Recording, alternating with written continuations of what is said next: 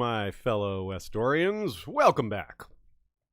We didn't finish the episode we started last week, which we kind of expected. It was a lot of time period we were attempting to cover. 129 years, that's a lot for us to cover in one sitting, and we didn't. We covered 50 years. We should be able to cover the other 79 today. We're intent on getting through that. It's really good stuff. So this might be a little long, but that's cool. Nothing wrong with that. That's what she said. Sean, how's it going? Looking like you got a little green and blue. What is that shirt you're wearing today? It's a mashup of Avatar and Cowboy Bebop. Oh, nice. Anyone who knows those will probably recognize it. Cowboy Avatar Bebop. I have a Stark Reminders House Beard shirt. This is probably one of the shirts I've worn the most on stream. It's just so convenient and perfect, and I wanted something slightly northern. That works for that. And it's true. I have that same shirt. You do. And I think Rita does too. It's a bit of a lie. I do shave, but not very often. I don't have that shirt. I do shave. Yeah, check out Stark Reminders. Great stuff there. They've got some new stuff, and this is an older shirt, but one of these days soon I'll be wearing one of their newer ones. See, my house beard words are trim, don't shave. That's a good point. Yeah, that's the real call here. Shout out to our friend Nina, Good Queen Alysanne. GoodQueenAlley.tumblr.com is her blog site. That's one L in Alley. Latest blog post is someone asked, why did Jon have to die? Not like, why did Jon have to die? But why, narratively, why did George choose that when it seems like most people figured out he was going to come back? Maybe it wasn't so obvious at the time that he was going to come back because, like, the show hadn't even come out yet. But you know, some of us kind of were like, nah, I mean, this is a world that has people coming back, like Stoneheart. So I don't know. It's a good question, though. Like, we often don't think about things from the narrative choice. We do sometimes, but we generally stay in-world. Maybe 80% of the time, 90% of the time we're in-world, and then a little bit of the time we think out. So I like these questions like that. So Nina, check out Nina's goodqueenalley.tumblr.com to get the answer to that. I do love to think about things on sort of a meta level. Like, where will this lead? What could this mean? What was George's intent? Things like that. I don't have the thorough knowledge of the books. I don't have the time invested in analyzing the details. But I have a lot of boosts from the community, and I do spend a lot of time on that type of thing. Like, I don't want to go off on too much of a tangent, but I've thought a lot about the idea of how it could possibly end. Given that there's only X amount of time, X amount of books. Well, even if George writes everything he wants to write, it's still hard for me to think about what the end is. Yeah, in some ways, you feel like you could maybe figure out parts of it, like certain things that might be set to happen, like that seem like they're very likely. But on the other hand, it's like, how can you predict what this genius is going to do next? Meaning George R. Martin. Like I don't know. Like I'm not. Even if you think you're like as smart as him, like in IQ, which I have no idea. I wouldn't make that comparison. The man's got 60 years of whenever he started writing, writing experience. Beyond most of the rest of us. So yeah, it's. On one hand, it's like, how can you predict what he's going to do? On the other hand, it's like, well, certain things are going in a certain direction, so maybe something. But yeah, somewhere in between lies the truth, maybe. Yeah. So, as always, you can ask questions. We're dealing with a mix of obscure and well-known subject matter leading up to right before the Dance of the Dragons, of course. This episode was voted on 2 weeks ago, beating out The Life of Laena, The Life of Harwin, and The Basilisk Isles. We'll have a new poll up this week, since this one is going to be in the books. Voters got 2 episodes out of that vote. Yeah, that's right. More bang for your vote right there. And along the line, or in the vein of question asking, I will ask you all a question, a trivia question, as we often start. Who appointed the first court singer and first court fool? Double super bonus points if you can name either or both the singer and the fool. So there's up to 3 answers. Who named the first court singer and first fool? And what were their names, if you know them? Yeah, all right. Walton Stark, the 5th Lord of Winterfell. Of course, he was Warden of the North, as we said last time. It seems like they all were. They were all of age. The North is like, who else is going to be Warden of the North? Like, even a Valeman? You know, like, what are they going to send men into the center of the North if something happens? It's just a little awkward. It's easier for the North to send men to the regions of the Vale that might be in trouble, which the Vale's not very likely to be in trouble anyway. It's the Vale. It's very well protected. I did a little research, by the way, because we kind of questioned a little bit who the Warden of the East is and the South, and also how consistently they have been. Apparently, it is tradition. I hesitate to say always because it might be some weird exception, but just trying to research it, I think the Eyrie has always been the Warden of the East until Robert tried assigned Jaime to be Warden of the East, and Ned was upset because he's worried that eventually, Jaime, the Lannisters are going to be in charge of the East and West. That's too much power to give them. Robert's like, I'll take it back later. I just don't want a 6-year-old boy, in charge. He's worried about the Dothraki or Dany or whatever. But which is, of course, at the time, that sounds like a reasonable argument. Like, a 6-year-old boy in charge. It's like, well, but then you later learn, it's like, yeah, but the 6-year-old boy wouldn't actually be in charge. He wouldn't make a single decision. But who would, though? Lysa? Like, it would be, depending on what time period you're talking about, I could see his concern. Yeah, it would have been, one of the eminent knights. They're allowed to appoint someone. Yeah. But he still, it was well hidden in that conversation because you don't realize just how corrupt that decision is. It's couched in some rational thought there, like, oh yeah, and you got to wonder who's in Robert's ear about that too, telling him to make that change. Varys, Littlefinger, Cersei most likely is she was promoting her own family. That's pretty big. And Tywin maybe pushed Cersei to ask for that. Some of that stuff is right up their alley. So the Tyrells, Wardens of the South. Okay, so they've been Wardens of the South. Mace Tyrell was Warden of the South at that time, and there was some line in there where Yandel said something along the lines of, as has always been tradition. Okay, cool. Tyrells are Wardens of the South. And, of course, the Wardens of the West have always been Lannisters. Yeah. Right on. Okay, cool. So that's good to clarify. And we'll certainly take note if in the books we get a change from that, a deviation from that. Like right now, I suppose the Warden of the North is Roose Bolton. Yes, that is specifically. Yeah, cool. The case. Yeah. Okay, so Walton Stark took over. Remember what happened was his father, Brandon the Boisterous, Boastful. Sorry, Brandon the Boisterous was was the second lord. The fourth was Brandon the Boastful. So Brandon the Boastful, they went to the Golden Wedding in 49. Remember, the journey home took a lot out of him, and he passed not long after. And Walton Stark ascended sometime in the year 50. Now, remember, one of the main subtopics last week was the decline of the Night's Watch under the Targaryens. And something I want to add to that point. Houses are constantly having new kids. Maybe not constantly, but every once in a while there's more children. There's ways for them to continue to exist. The Night's Watch, of course, with its prohibition against having children or even marriages, doesn't have its own source of manpower. It doesn't have an internal sense of manpower, source of manpower. It has to get criminals and people that decide to take the choice and go. Honorable second sons, naive second sons. Yeah, the combination of the two, yeah. Suckers. So you might think that it was a gradual thing, and in some ways it was gradual, but in other ways it was very fast because it was like a faucet of manpower that all 7 kingdoms were sending a certain amount of manpower fairly often. And that just, I don't want to say the whole faucet shut off, but it turned down to a trickle because you stopped having these wars between the 7 kingdoms, which obviously that's a good thing. But this is a small side effect of that, is there's not enough men to man the wall, and that's going to cause some issues. And the Night's Watch, being an organization that has existed for so long, isn't going to be the quickest to change, given it's been so static for so long. So they're not going to necessarily change with the times, given they're not used to changing with the times. That's not something they've ever really had to do. The times have been pretty static. Westeros is a remarkably unchanging place. So it makes things like the Warden of the North being changed from Winterfell to Roose Bolton, or the Eyrie to Jaime. These changes, lots of big changes happen. Similar big changes were happening like after Aegon took over. Yeah, right. yeah. Like whenever you have regime changes, there's a lot of tumultuous traditions discarded.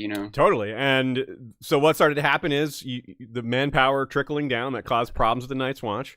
But then there was a bit of a reversal, a short-term reversal, which was the civil war between Maegor and Aegon the Uncrowned, followed by Maegor's ongoing issues with the Faith. He had lots of wars with the Faith, which sent a lot of men to the wall. A lot of poor fellows and warrior sons started being sent to the wall. So there was a resurgence of manpower because this was a big problem. There was lots of angry poor fellows and warrior sons about fighting with Maegor.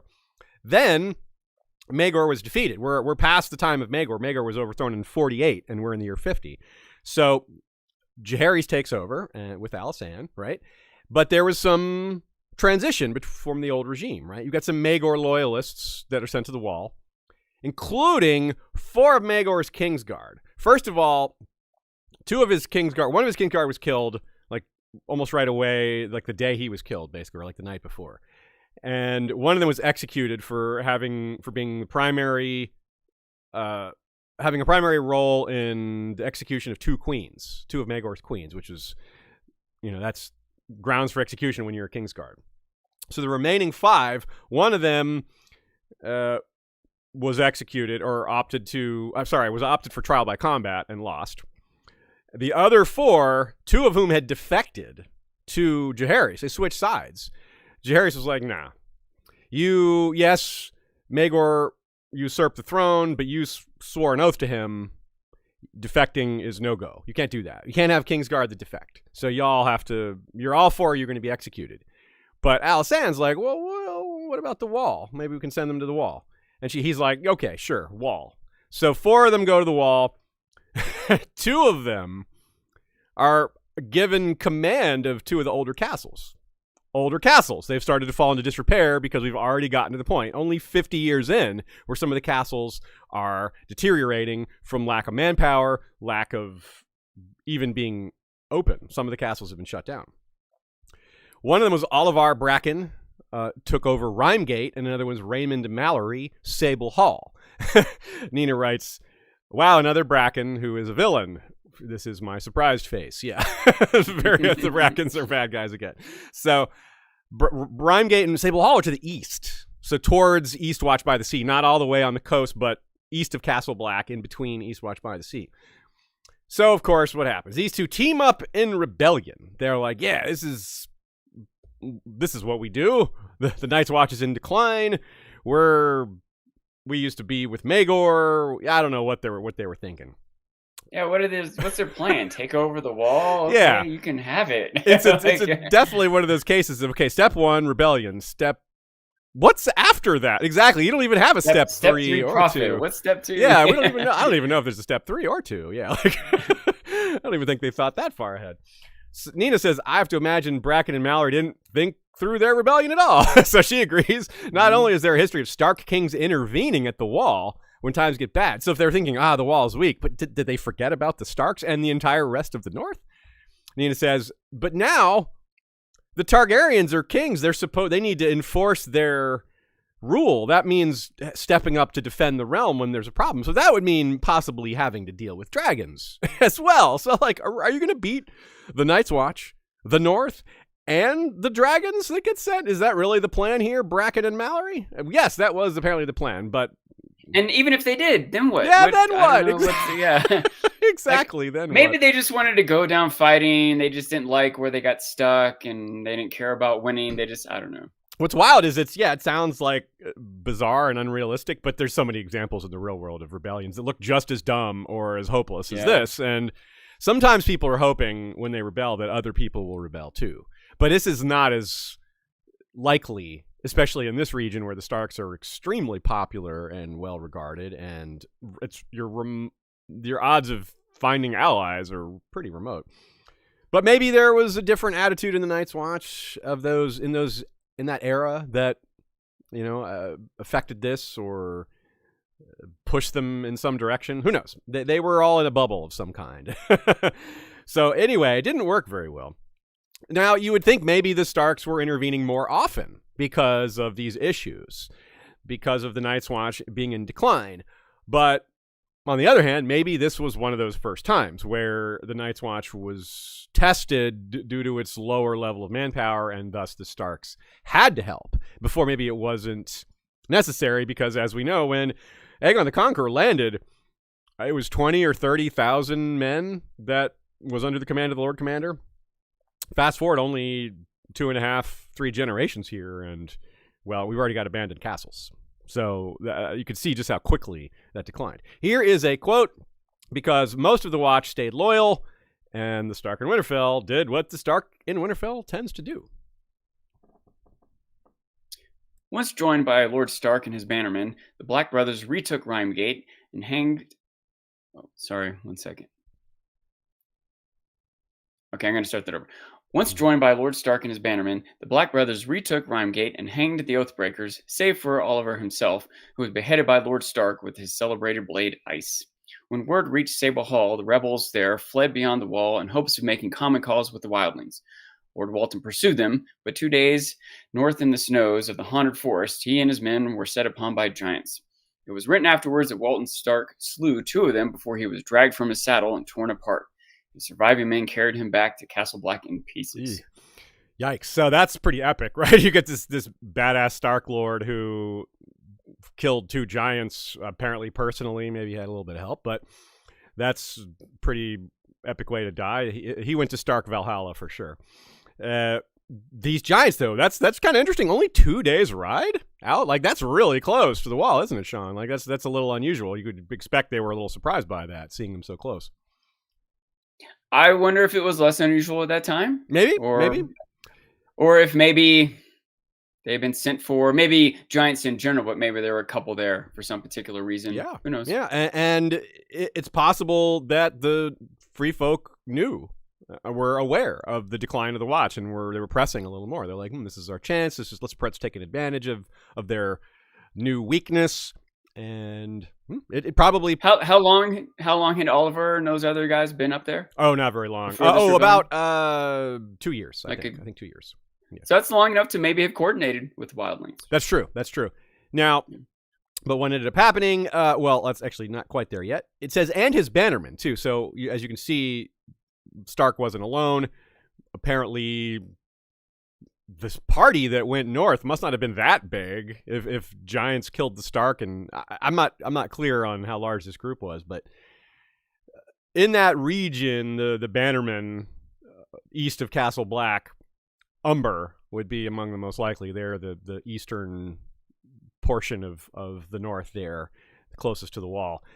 Bolton, maybe Hornwood as well, some in the region, maybe even some Skigosi, not clear. Now, what's funny is, again, in current times, Jon has sent men to one, maybe both of these castles. It's not entirely clear, but he hasn't appointed any commanders yet. He has appointed commanders at other places like Iron Emmets, a captain or a commander of one of the castles, etc., and one of the skin changers, etc. He's appointed people to lead some of the castles, but some of the others, either we haven't been told who he appointed or he hasn't appointed one yet. Mina writes another example here. There was Lord Willem Stark, older brother of Artos the Implacable, the famous Stark, who in 226 AC, so only 70-some years before the start of the books, joined forces with his bannerman Harmond Umber. Again, we got an Umber example to stop Raymond Redbeard, whose descendants still exist amongst the free folk that have joined with Stannis. So, yeah, this was a time when the Night's Watch was led by Sleepy Jack.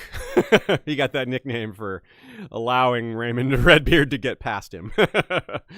I remember talking about that at one point and wondering how it's possible that was unfair, that he might have been put into an impossible position and mistakes of people before him. He just happened to be in charge when it all fell apart or whatever. It's entirely possible. I mean, Sleepy Jack had vastly fewer men than even this era. So, yeah, we're talking the decline accelerated even more. Now, I've said this once or twice before. Stark Lords don't usually fight with ice because it's so big. I picture maybe Walton being an exception, just maybe being big enough to wield it, fighting giants. I want to picture that because it's so cool, but I have no idea. Now, Raymond's head, he fled north with some of his loyalists, and free folk chieftain delivered his head to Eastwatch a year later, and they're like, we didn't like him either.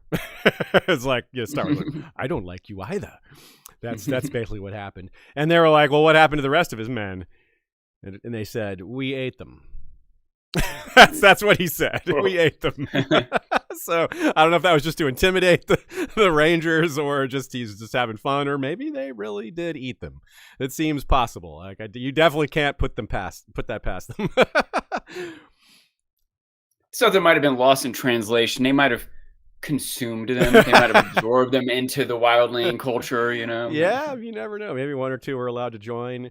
I have a feeling, though, that maybe more than a feeling. Remember, a lot of these people who joined with Mallory and Bracken were former poor fellows. So they're devout worshippers of the Seven. Not sure they would get along with the free folk who were cool with skin changing and all this other stuff and the heart trees. But that is also kind of an unusual combination. Like, how many of these poor fellows and warriors' sons were like, I'm not following one of Maegor's Kingsguard. That's like, that was our arch enemy. But hey, once they're all on the watch, maybe it's all like, yeah, we're just all one team now. Something had to bring. Imagine getting some new life perspectives when you're sent to the wall. Yeah, you know? Yeah. From the white cloak to the black, right? Big difference. It's a lot colder up there. So I think we can lay some of this decline of the Night's Watch on the Targaryens. And in fact, Walton's brother is going to have that very attitude when he takes over. So the Stark Lord, this decline of the Watch, is forced the Starks to take a more active role in the defense of the North from the North, which is, hey, they're the Warden of the North. Seems like a fair trade-off, though, given the other things. I'm not sure. How do you look at this, Sean? What do you think? Well, I wanted to clarify, this is all before Alysanne went up there. Right? Yeah, we're really close to that. Alysanne's coming about 8 years into Alaric's reign. Even if it was, I want to say this is maybe accidental, right? Like, maybe you could say it's the Targaryens' fault. Maybe they should have been more proactive. But I don't think they made this decision to dismantle the wall. Right. No, I agree. They just weren't actively giving it the attention it needed, or recognizing the problems that were coming up. And to be fair, leaders of the wall maybe weren't either. You're right. Maybe if they had and brought it to the Targaryens or to the Winterfell, maybe someone would have done something about it more proactively. And as we'll see, Alysanne is going to take an interest and care. Some of her moves will actually probably make the problem a little worse, not intentionally, but other things she's going to do are going to have a very positive effect. But we'll get there in just a minute. So in the time of House of the Dragon, what we're getting to is this decline is continued. And I wonder, when we see this portrayal on television, whether Cregan Stark is going to bring up some of these complaints. He's going to bring up some of the issues that we're going to be discussing here shortly. If he's going to say, look, these changes that the Targaryens did have caused these problems. If he's going to expect a little something, he's going to be like, y'all owe us, or something like that, or just use it as a negotiating tactic, something to lay on the table. Winterfell is going to be very concerned about this whole situation there. They're going to need to make sure that whatever Targaryen sits the Iron Throne continues to at least respect this arrangement of the wall. Like, it's one thing if they accidentally harm it in a way that the Starks can make up for. That's fine. They can deal with that. But they can't have the Targaryens making moves that actively harm it in a way that they're unable to address, or that causes them undue burden. So far, we haven't seen that, but you can imagine that there will be, or the possibility is there. Like, there would be Starks that would be worried about that. Like, well, maybe so far that doesn't happen, but we're only 50 years in to past Aegon's conquest. There's a lot more time to pass. They're looking ahead. This is the new normal, right? They had 8,000 years of one way, and now they're only 50 years into this new way. They just don't know how things are going to work.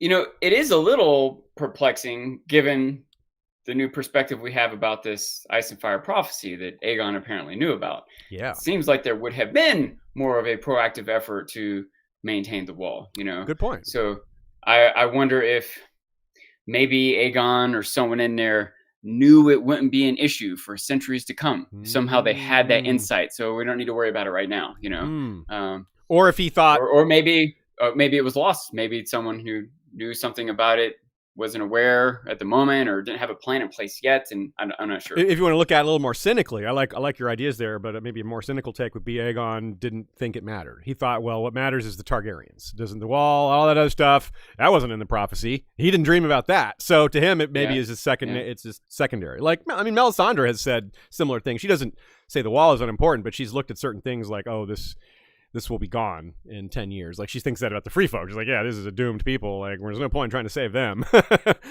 She keeps that to herself because she knows it's very undiplomatic, but she totally thinks it. Now, and here's one thing that would make the Starks upset potentially.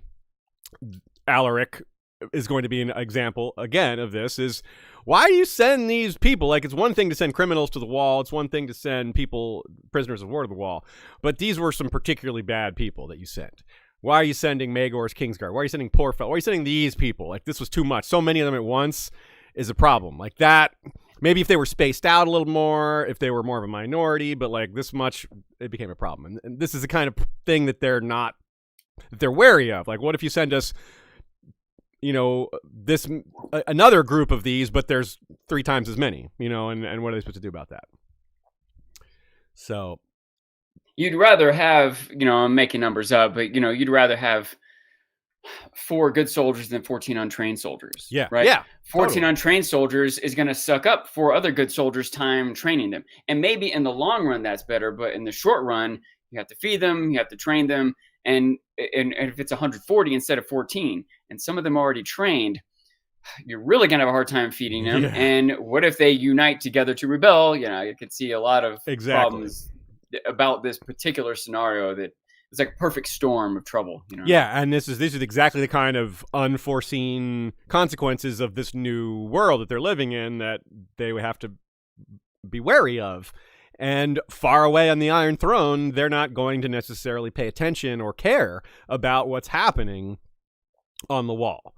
Now, prophecy aside, the Starks, especially some of the other bannermen of the Starks who don't know about the prophecy, wouldn't take that into account at all. They would just be like, well, what do the Targaryens care about the wall? Like, they would just see very little care going into this and maybe sloppy examples of sending the wrong people north when they should have been executed. A little more caretaking. There may have even been some amount of communication or negotiation over this, right? Like, they might have said, like, we're sending you all these people. Like, no, don't send that many. That's too many. Like, you said you wanted more. This is what you've been asking for all. And so I'm like, okay, fine. I guess I have been asking for it. And that comes in the current time books, the Song of Ice and Fire, when they talk about how it used to be there were enough knights amongst the brothers to keep the rabble, so-called rabble, the ones who were like ex-violent criminals, in line. Those ones were afraid of the knights and this tough warriors like Corin Halfhand, who's not a knight, but every bit as capable or more so. The kind of people that the other men would respect or at least be a little afraid of, or both. So here's a take from Nina. This Stark intervention in affairs at or beyond the wall is not entirely a byproduct of the Targaryen conquest, after all. It has always been part of the Starks' job to protect the North in all ways. Whatever's happened in the North has always been their job, any threat, wherever it comes from. Let's not forget the Night King book version, of course, which was a human, was the Lord Commander of the Night's Watch, may have been a Stark, right? But that aside, the identity of this person aside, what's relevant here is that it was a team-up of King in the North, King Beyond the Wall, and a few others, even a few free folk. And there was Gorn, co-King Beyond the Wall, and his brother Gendel, who fell to the King in the North as well, and his son, which, well, the King in the North is killed in the battle, and his son took up the mantle and finished the war and all that. So that is, we don't want to go too far with saying the Targaryens are responsible for this, but they definitely sent waves of change, and some of it was good, some of it was not. Nina also writes that despite the clear legal distinctions between the responsibilities of the Night's Watch and those of the Starks of Winterfell, there is and seems to have always been something of a symbolic or symbiotic relationship between the two. The fundamental role of the Watch is to look out for the return of the others and defend Westeros against that day. But this was a role established by the founder of House Stark, Bran the Builder, when he ordered the building of the wall. So again, the Watch's responsibility is to hold the realm, but it was the Starks who built the wall, who decided this would be the way of things. They built Winterfell. They decided to take charge of that. They're in the center, all that. So let's keep in mind how things have been and not put too much on the Targaryens here, especially given that we're about to get to one who really cared and tried to make it all work. At the same time, there were a lot of unintended consequences, and this rebellion was definitely one of them. It would kind of be like, I don't know, like if Hawaii got attacked, the rest of the United States was like, hey, that's your problem. Like we're all kind of, I mean, maybe Hawaii is closer to Japan, but we're all kind of in this together, right? Like, and it makes more sense maybe for California to be more worried than Florida or whatever. Like, I don't know if that's the best example, but maybe Alaska is a better example. I don't know. Yeah. Still. Yeah. But they do have this same. It makes sense that Dorne is less worried about wildlings coming across the wall than Winterfell, and Winterfell is less worried than the wall itself. But Winterfell knows if the wall fails, we're up next. You know what I mean? Yes. So like there is more onus on them to make sure it goes down. Good point. Or goes down well, gets taken care of. So Walton was probably the shortest lived Stark of the number we're going to talk about. 11 Lord Starks that we're going to talk about. And there's one other who was pretty short-lived, but we're not sure he was as short-lived as Walton. One more, and we could have had a Christmas. 12 Starks of Christmas. Winterfell. So Alaric, Walton's brother. Walton didn't have any children. This wasn't a case of there was only a child, so the older one took over. Nope, no kids at all. It was clean. And again, we're still not that far from the Golden Wedding. The Golden Wedding was attended by Alaric and Walton. They went with Brandon, their father. So they had seen the South. They had seen the excesses that we discussed last time of the 40,000 people that were at the Golden Wedding and the just incredible amount of wealth and food and pageantry on display.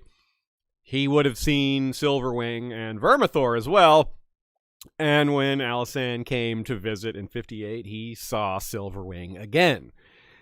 This is something we talked about more in Fire and Blood when we did our Fire and Blood coverage. It's really fun to see the conversations between them. Alaric gives off Stannis vibes. We talked about how Maekar was a lot like Stannis. Well, Alaric is too. And Alysanne's a lot like Sansa. There's conversations between them that make us think that maybe Sansa and Stannis will have conversations similar to this if they ever get to meet in A Song of Ice and Fire, which they might not. But Stannis is heading for Winterfell. Sansa eventually will head for Winterfell. Maybe George was working it out. Like, well, if Sansa and Stannis do meet, this is groundwork for the kind of conversations they'll have. Anyway, we explore that more elsewhere in our Fire and Blood coverage. This is a little too much to dive into here. We want to keep it to some of the basics, but that's a really good episode of Sansa and Alysanne and Stannis and Alaric. They're really, really good stuff. A lot of familiar moves here. First thing he does when Jaehaerys arrives later, because Jaehaerys doesn't come with Alysanne. Jaehaerys gets distracted by some Iron Bank business and has to deal with that. So he comes a little later. Alysanne's still up there when he comes. When he comes, though, he takes him down to the crypts right away. It's like, hey, Ned and Robert going to the crypts right away. But especially because Robert wants to see Lyanna's grave. This is a little bit of the opposite. Instead of Robert being like, why do you bury her down here? She should be out in the open, and he's complaining. Instead, it's Alaric complaining to Jaehaerys. Here's the quote. Walton lies down here in darkness, no small part thanks to you. Stars and swords, the leavings of your 7 gods, what are they to us? And yet you sent them to the wall in their hundreds and their thousands, so many the Night's Watch was hard-pressed to feed them. And when the worst of them rose up, the oath-breakers you had sent us, it cost my brother's life to put them down. Yeah, so you can see this is pretty well expressed. I mean, he describes the problem pretty cleanly. He's like, look, it wasn't just that they were awful people. It was also they were starving awful people. So part of that problem was created by you. You sent too many people at once. We didn't have the ability to feed them all. But notice that line. Walton lies down here in darkness and no small part thanks to you, which is like I said, Robert was like, she should be out, she shouldn't be down here in this darkness. She should be out in the sunlight. And then Ned's like, she's a Stark. She's my sister. I know where she wants to be. I know where she belongs. You know, he's a little more respectful, but that's kind of, it's like, shut up, man. What are you talking about? Keep your voice down. This is a crypt. So, but back before Jaehaerys arrives, we're still just with Alysanne and Alaric. He even actually approached Silverwing. Alysanne does the thing she does with everyone. She charms him. Not, I don't mean she like won him over through just being friendly. Like, she's a good person. She respected him. She spoke to him as an equal, but without, being obsequious or anything like that. She still kept a spine. She's still strong about it. Still respectable and respectful, we'll say. And in 51 AC, so we're backing up a little bit, Alysanne and Jaehaerys had a lot of trouble getting the realm to accept their marriage because the worshippers of the Seven, what was one of their issues with the Targaryens was incest. They're like, no, none of these incest marriages. And in fact, Rhaegar, the person married at the Golden Wedding, tried very hard to stop Alysanne and Jaehaerys from getting wedded. He did some very underhanded stuff in the process. And this is what they came up with. They're like, hey, let's send out some well-trained septons and septas to preach this new doctrine of exceptionalism, which says the Targaryens can do this stuff. It's like, the Targaryens are different from us. They don't come from Andalos. They come from Valyria. They have different rules. They ride dragons. Do you ride a dragon? No. Then you can't marry your sister. But if you can ride a dragon, you can go marry your sister. That's basically what they're out there saying. So I don't know how much time they spent in the North. They wouldn't need to be preaching against the Seven or changing the beliefs of Seven worshippers in the North, except for places like White Harbor. So they probably did go there somewhat. So I figure there was some truck in the North for maybe not all 7 of them, but 1 or 2 of them maybe, because White Harbor's very important and full of knights and other Seven worshippers. So Alaric comes around a bit. He's like, yeah, maybe partly some of the groundwork was laid. Maybe he appreciated Alysanne because she also pushed back against the Seven a bit and made compromises. Maybe he appreciated the standing up to Maegor. Not clear, but either way, he came to respect her. He stopped kind of being persnickety and sniping at her. He started to come around, warmed up to her, we'll say. He even approached Silverwing, and I don't know how close he got, but he got near the dragon, and his sons did too, apparently, his unnamed sons. So while Alysanne's waiting for Jaehaerys to come up and finish their tour and do all the stuff they planned on doing, she's like, well, I may as well tour the rest of the North. I've got a dragon, I can get around quickly. She goes to the Wall. This is where we get into that whole episode. Lord Burleigh is Lord Commander at the time. Good name, Lord Burleigh. He's a very big man. The only other Is there any story behind him? Do we know? Not really. Where he came from? No, there is House Burleigh. They're small. The only other Burleigh I can think of there's an archer who fights for the Blackwoods named Billy Burleigh in the Dance of the Dragons. So we may even see him in season 2 or 3. But that's the only other. Is House Burleigh? Sorry, where are they from? Do they have a banner? I believe they're from the Riverlands. If they were working for the Blackwoods, Makes then sense. they would be there. But I actually haven't checked. Pretty minor. But yeah, makes sense. Sure. Also, someone from Brotherhood Without Banners. Yeah. Would be in the Riverlands. Yeah. And so we got 800 men to greet her. So they really brought out the pomp and all the pomp and splendor for her, whatever the Night's Watch version of that, which was not very fancy, but Alysanne she praises their bravery, eats their food, sits among them, very respectful. She won them over too. Interestingly, and also a bit off topic, Silverwing hated the Wall. Silverwing hated the cold, but would refuse to pass the Wall. So it really implies the magical barrier is a thing, that it really is there, but it doesn't just affect shades or the undead. Apparently, Silverwing, she says Silverwing never disobeys her, but Silverwing would not fly over the wall. So that's pretty interesting, huh? So we said Alaric had seen dragons before, but these men on the Wall, very few of them had. Some of them had because they fought against Maegor. Some of them had seen Balerion, So they're like, this dragon's tiny compared to that one. But still, would have been pretty exceptional to see a dragon near the wall or at the wall. So she sees what's going on. She listens to their problems, something that is a recurring feature of her time as monarch is listening to problems and then coming up with good solutions. Sometimes the solutions have unintended consequences. That's part of the nature of problem solving. But it's never because, at least not that we're told, because of not from lack of trying. These are just, oops, sometimes things don't work quite the way you intended. She looks at the Night Fort and says, wow, no wonder you guys are struggling. This castle's gigantic. If you don't have enough men to man it, it's expensive as heck just to keep it warm. And she talks to Burleigh, and he's like, yeah, we would love to just not man that castle anymore, but what are we going to do? We have to we'll just abandon this section of the wall. It won't be long before the free folk figure that out, and then this will be like the superhighway area for them. So she's like, here's some jewels. I got lots. I'm the queen. Got tons of jewels. Here's some jewels. Build a new castle. Because they didn't have enough money. That's what they would have done. They would have said, yeah, we'll build a smaller castle and man that instead. But we can't afford to build a new castle. Where are we going to get the money from that? Well, that's where Alysanne comes in. She says, build you a new castle. And she builds Deep Lake. And they rename the castle Snowgate Queen's Gate. It took about 8 years to build, so it wasn't done while she was up there. It has a statue of her. It's pretty cool. Nina writes, it would be really cool if we could see that statue in The Winds of Winter or A Dream of Spring. John contemplated sending Halleck, that's Harma's brother, Harma Dogshead, so that he contemplated making Halleck the commander of Queensgate, or Deep Lake, rather, and notes that it is badly undermanned, so maybe we'll see it. Maybe we get a chance to see that. So that would be kind of cool.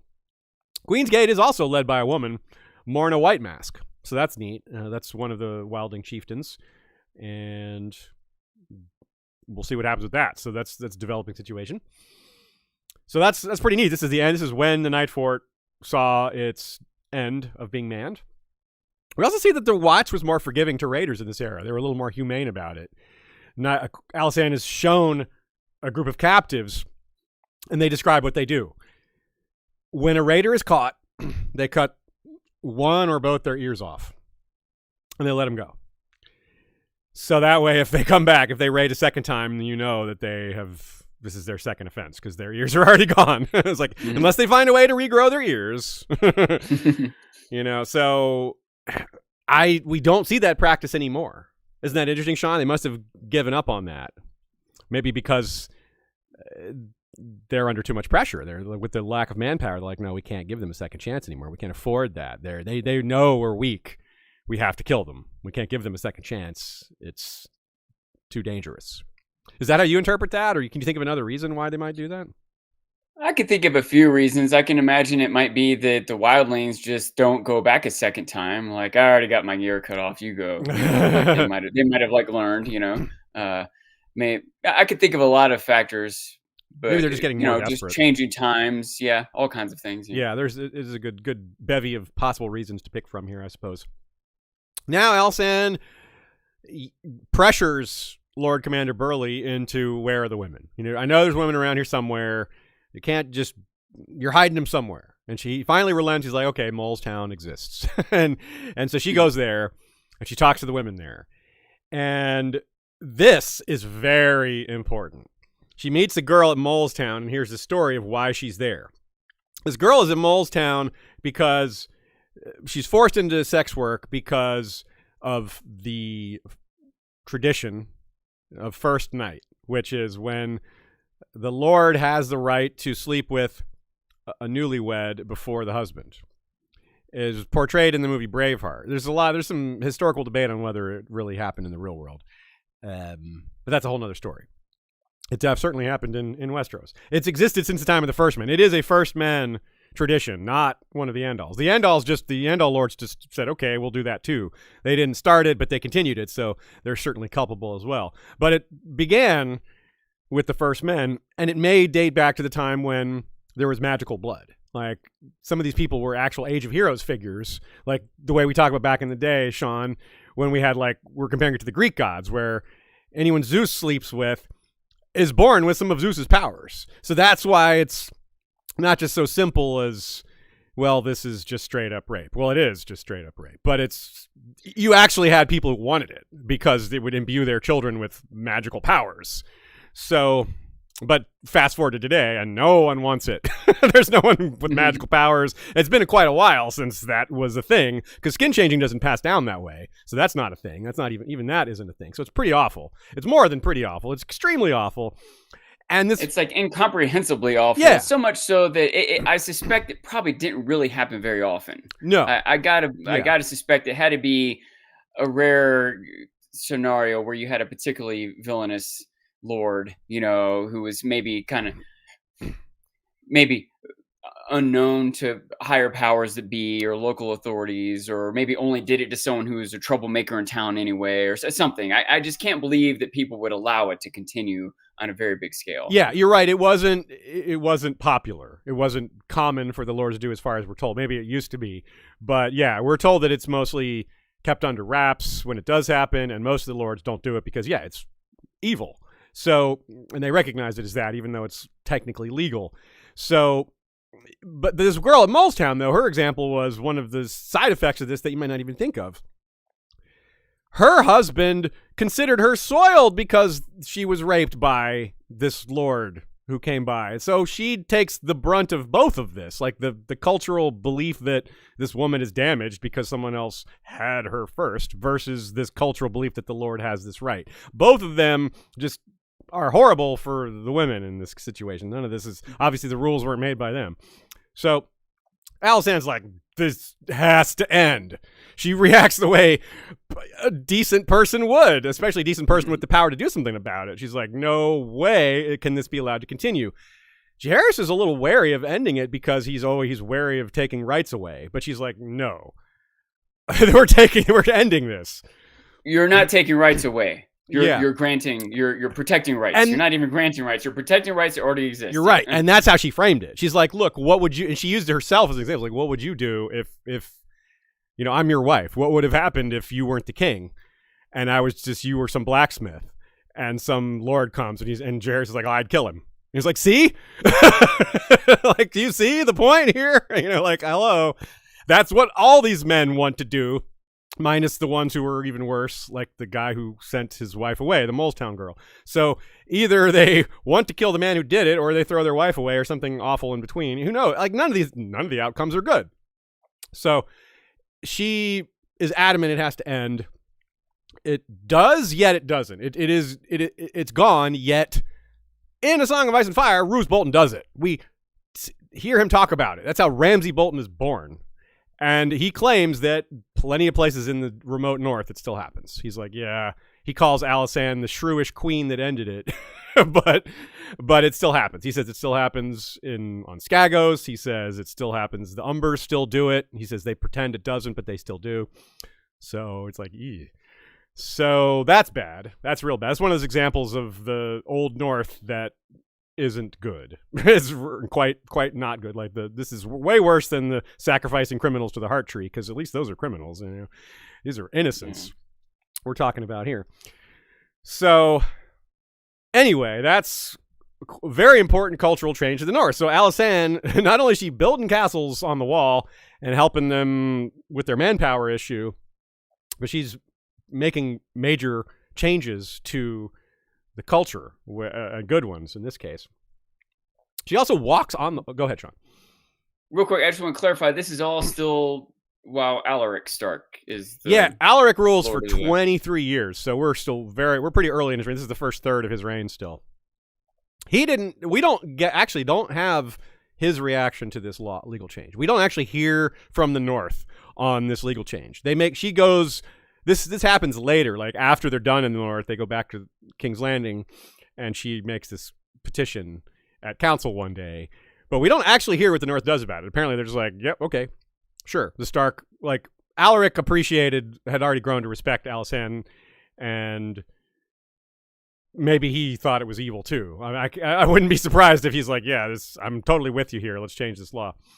So, but we don't actually hear their reaction to it. it might have been a relief to him on some level that he didn't have to be the one to stir the pot to change this. Like, he wanted to change it, but now he could say, like, hey, the queen said, and she's got dragons, so you better do it. Yeah. So she walks the wall and describes just how amazing it is and just how there's nothing like it, kind of like how Tyrion's description of it. She actually goes to the Haunted Forest with an escort of 100 men and goes to Last Hearth. Presumably they kept First Night hidden from her there.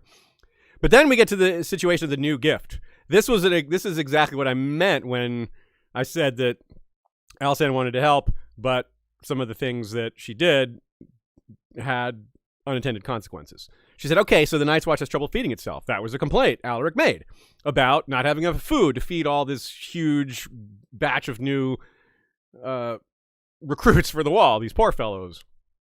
And they couldn't afford to feed them all, and so there was starvation, and that helped fuel the rebellion. So she says, well, what if you had some more land? I traveled through this area just south of the wall. It seems pretty undermanned. There's not a lot of stuff happening here. What if this chunk of territory is given to the wall in perpetuity for their food, to give them more ability to feed themselves? The Starks were against it. The World of Ice and Fire says it was Ellard, but that was a mistake. It's Alaric here, but the Starks were still against it later.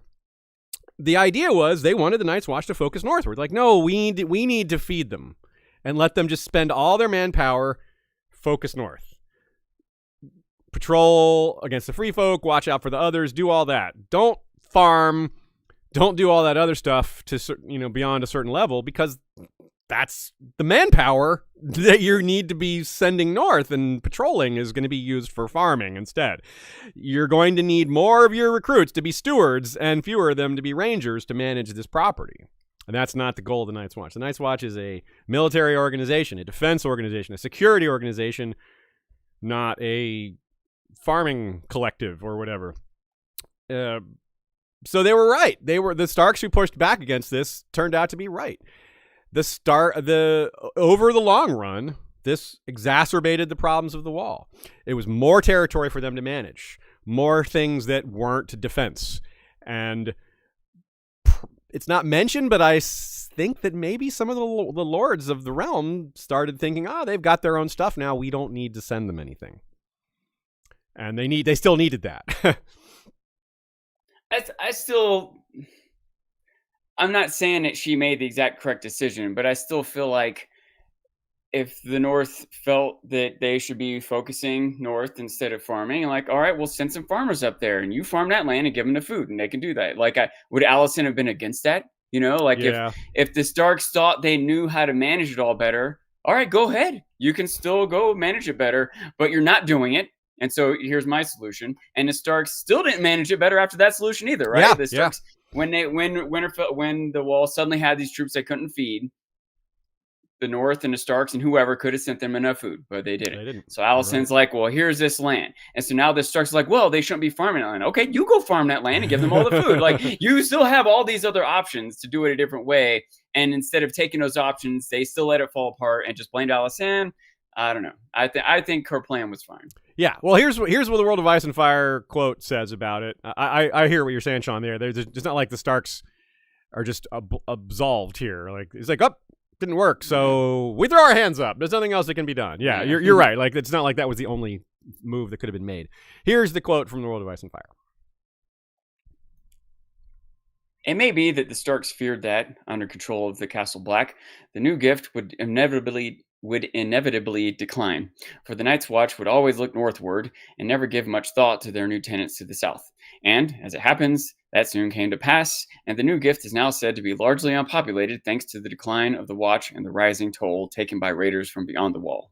So Nina sorts through some of the difficulty here in understanding how the Starks reacted to all this. She says, Fire and Blood seems to present the Starks, at least with Alaric, accepting the new gift, while the World of Ice and Fire presents more antagonism from the Starks about it. Since both are true, we're not told that one contradicts the other. We're just guessing that both are true in that one of the Alaric was for it, but one of Alaric's sons was against it, and maybe some other Starks who came along later. So you have different Starks that saw it differently, and they pushed back or supported it in different ways. She continues here. One or more of Alaric's strong sons was unhappy with that his or their father decided to surrender Stark's sworn land to their Targaryen overlords, lessening his descendants' inheritance and the ancestral role of the Starks as masters of the North. In that case, it would be the same father-son tension that marked Torrhen and his sons in terms of how to handle what their overlord was telling them to do. A Stark patriarch acceding to the wishes of the Targaryens while his sons resented that decision. It's a very similar situation, yeah. As a lessening of Stark majesty and power. Then, perhaps either or both of those sons taught his or their sons, especially the eventual successor Edric, about how those no good, very bad Targaryens stole their land and have no qualms about running roughshod over their ancient rights. So the way this was told to future generations may not reflect what we're reading in the history book. Like the Starks may have carried this resentment in part because they were taught that resentment. Not necessarily because of... In other words, Sean, back to what you were saying, the Starks may have framed it as tyranny or stepping on their ancient rights while leaving out the intent. Like, Alysanne was trying to help. Like, I think we can be pretty clear on that. I don't think Alysanne was trying to mess them up or sabotage them anyway. She was trying to rule well and mostly did. That seems to have been lost in the shuffle here. The Starks don't seem to be communicating that to their... If this is indeed the case, they didn't seem to communicate that they were... No, this isn't just them throwing their weight around. No, they were trying to... Maybe the solution didn't work, but they were trying to find a solution. Like, what if she had carved out some plot of land that was right near Winterfell and said, this farmland right here next to Winterfell belongs to the Wall. Yeah. Now, you guys go farm it and give them all the food from it. Now, the Wall is not distracted by what's behind them in farming, but they're getting all the food. Like, this is what you want, right, Starks? Would the Starks have been happier about that? Would they have been okay with that plan? Maybe. You know, that seems theoretically like what they want, but I feel like they would have had the same resentment. They still would have felt like some of their land was being taken away, and they're more concerned about what they're getting than the actual maintenance of the Wall. It sounds like their problem is they're ruled by the Targaryens. No matter what the Targaryens tell them to do, they're going to be mad about it. Yeah, it's like, no, the only thing that's going to make them happy is being independent. And there's all sorts of problems with that, as we discussed. Like, yeah, there's a lot of benefits to them not being independent, as we discussed under the reign of Brandon and Torrhen. And in their independence, they weren't properly supporting the Wall. So Alysanne's like, all right, I'll do it. You know, if you guys if they had some better idea, they could have done it, but they didn't. So anyway, so Alaric was married to a Mormont woman who had died before Alysanne came to visit. So she didn't meet her. She was some total badass who drove off a wolf pack at age 12 with an axe and killed 2 of them and made a cloak out of it. Unfortunately, we don't know her name. We don't know the sons' names either. We do know the daughter's name, which is kind of unusual. It's usually the daughters are left out of history, or the wives sometimes are. But the sons were left out this time, and the wife. But we know Alara Stark. She became a lady-in-waiting to Alysanne. They hit it off, became friends. She actually became a friend, not just a lady-in-waiting. It says they became a close friend. Nina writes, Alara Stark is a weird case to me in that she seems like she should have been important, but we never hear about her again after she goes south with Queen Alysanne. Wouldn't Alara, a Stark woman literally serving at the right hand of a Targaryen queen in the capital, the sister to those possibly discontented sons of Alaric, have been a natural point of focus in this tension over the new gift? She could have been between, someone that could have maybe helped tamper down. Maybe she did, and we just don't hear about it. Nina writes also, did Alara like the Targaryens after serving Alysanne for a long time? Or maybe she resented being away from Winterfell. Maybe like Sansa, she liked being at court. She thought court was nice and preferred it to Winterfell. Or maybe she thought she'd like it like Sansa and turned out to not after a while. Now, Alysanne and Jaehaerys' court is much better than Robert and Cersei's, so we can't compare that over much. But still, it still could have been a case of thinking you're going to like it and then realizing, I hate the South. Would Alysanne have arranged a marriage for Alara specifically to warn the Starks to not make trouble because she could be kind of a hostage, like kind of read between the lines sort of scenario, or like, yeah, not really threatening her, but hey, we've got the dragons and we've got your sister. Like, what are you going to do?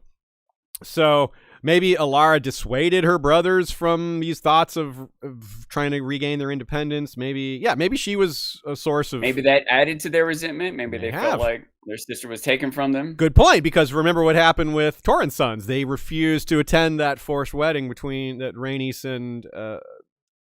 arranged between Ronald and their sister. So, yeah, did Alara just stay at court? Did she ever get married? We have to think that she died early. The shivers came around the year 59 or 60, and it came during winter, and a lot of people died. She came to court like immediately before the shivers, so it is a pretty simple answer that she was one of the casualties of the shivers, and that's something that the Targaryens wouldn't get the blame for. They would be like, "Oh, you brought our sister, our daughter to court, and she died under your care." Like if half the court died, which maybe not quite half the court died, but a lot of people died. I mean, Daenerys, the firstborn of Jaehaerys and Alysanne, died of the shivers. So it still might not be fair or direct blame, but it still might create resentment. Yeah, because if she hadn't gone south, it wouldn't have happened. Like the shivers didn't go to Winterfell, as far as we know. It was mostly struck ports and the places with higher traffic and denser population. Yes, so it's still possible she would have gotten it up there, but you can definitely, I totally agree with you that this is the kind of resentment you could get from. They could still blame them for that. Like, this wouldn't have happened if you hadn't done that. Now, because we don't actually know how bad the shivers hit the north, but we do know that King's Landing was hit the hardest. So yes, so it's pretty strong headcanon, especially because we don't hear from her after that, and some sort of marriage would have made sense. Of course, it's possible she married and had no kids, which is often a reason to fall off the historical record when you are important or from an important family. And yeah, anyway, so Lady Mormont, like I said, Lady Mormont died 3 years before Alysanne went to visit, so she didn't get to meet her, but she get to meet her kids in the same year of 55 AC. So again, this is before Alysanne came up. The North saw Dreamfire. You would have seen Dreamfire the dragon, because Rhaena was searching for Aerea all throughout Westeros, searching for Aerea and Balerion, and her wide net of travel took her eventually to the Barrowlands, along the Fever River, maybe other places in the north. What a strange thing. You're a northerner, I don't know, you're hunting or farming and just look up and is that a dragon? Am I seeing? Did I just see that? like you didn't see a dragon. Come on, man. You're just talking. You're telling stories. Were you drinking again? were you smoking the werewood? I don't know. The wacky ware. So what a strange thing. You're just like walking along, like what? It's a big old blue dragon up there. What the hell? There were two winters pretty close together. Alysanne timed it really well. She went up there in 58. There was a winter, right, like in the year at the end of 56, beginning of 57, and then again in 59, 60. And it was exceptionally cruel, and that's when the shivers hit. So that was just really, really bad. One good thing about the shivers is it caused a proliferation of cats, because it became known that the shivers was transmitted by rats. And so people were like, bring in the cats. We got the rats. Bring in the cats. And the cats just stayed afterwards, because the person was like, yeah, well, we like these cats, and we don't want the rats to come back. Cats are good. You would think there would be a decent number of cats in the north, given how much they got to store grain for the winter and for the long winters. Like, there would be a lot of rats haunting those granaries, those multi-year granaries. But that's a whole another story. So in 58... that was the 10-year anniversary of Jaehaerys and Alysanne's marriage. So by the time Jaehaerys got there and had his chat with Alaric, and they talked about the death of his brother and all that, they went to a tournament in Barrowton, which was held in their honor. Alaric's sons went, Alara went, Theomore Manderly went, and so it was a big event. Not as big as the tournaments of the South, but it was a pretty big deal.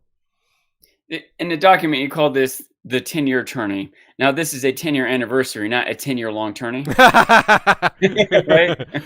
That's a really big bracket of nights. Yeah, it took a long time to serve this tournament. Yeah, some people died during it, not because of it, just passed of old age. You know. So that takes us to House Manderley.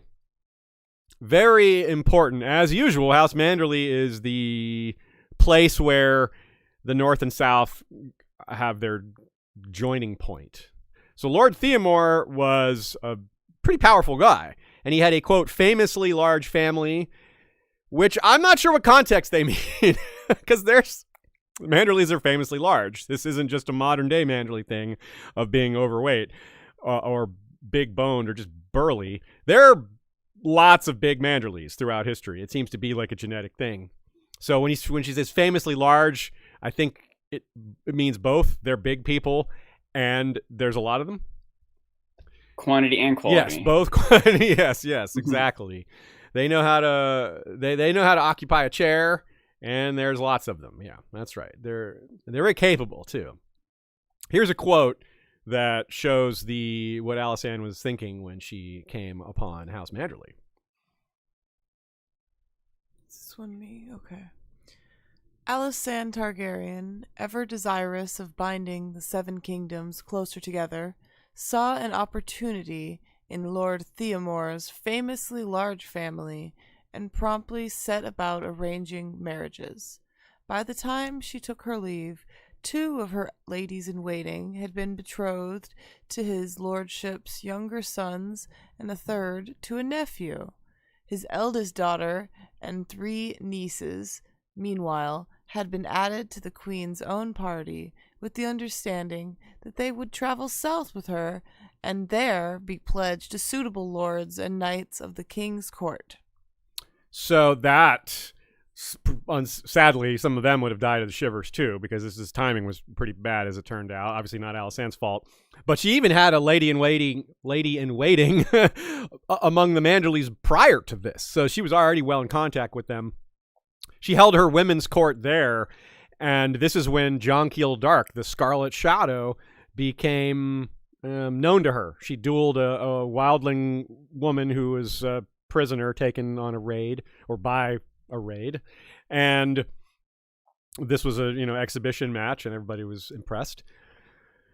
Here's something that impacts A Song of Ice and Fire. When Silverwing was in White Harbor, so many people showed up to see the dragon, to catch a glimpse. I mean, why wouldn't you? I would go, right? You want to see the dragon. Lord Theomore was like, wow, I didn't know this many people lived in my city. The reason that's ominous for A Song of Ice and Fire is winter's coming to the north, and White Harbor is, winter, maybe the White Walkers. Like, how are they going to feed all these people? If there's more people than they think, then they're going to need population that big is going to be hard to take care of when winter comes. Yeah, so it's a pretty straightforward problem, I think. At least it could be.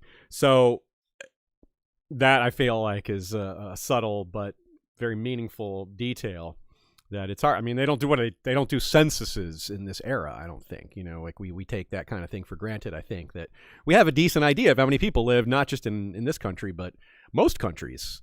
Almost all countries, really. Maybe even all countries. I don't know how good some of the censuses are in other plaales, but they do at least have numbers. I don't know how accurate they are. But there would be no such thing in places like this. The type of census they do in this time would be more about borders and less about total population. They would get an idea of how much they have, but for different reasons. They would want to know, how many fighting men do they have and things like that. What kind of taxes can we collect? Yes, that sort of thing. Absolutely. Because otherwise the tax collectors are pocketing too much of it. They know they're doing some of that anyway. They just need to keep it under control. So the King's Road construction. So we're pretty much done now with Alysanne in the north. You could see a lot of changes just from her visit. She changed how people behaved in White Harbor. She changed the north, how it behaves with the wall. She built castles. There were statues made in her honor. She arranged marriages. She ended First Night. That might be the greatest thing of all that she did, most important thing of all, but a lot of positive things. And talk about this being just a bellwether of the general change that's been happening over the last 60 years since Aegon's conquest. cultural change over 60 years is rapid. That's rapid when you're talking about a thing that's been kind of static for 8,000 years. Like 60 years sounds like a lot, but it's not when you put it in that context. But as we alluded to last time, the change gets even bigger because of the King's Road.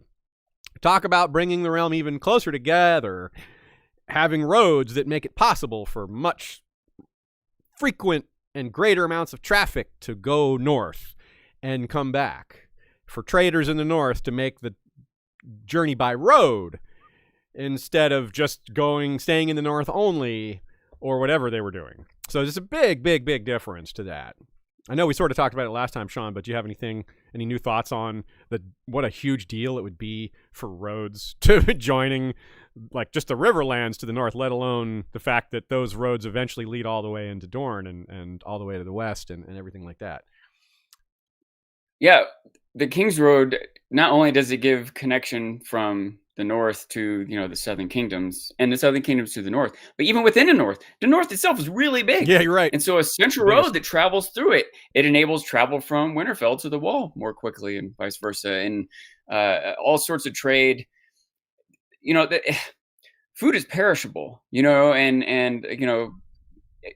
a lot of things. I was thinking this a minute ago when you think about like cultural change over 60 years, it's such a different world that we live in now with, even before the internet, just the ability for like news to be broadcast around the world, just to know.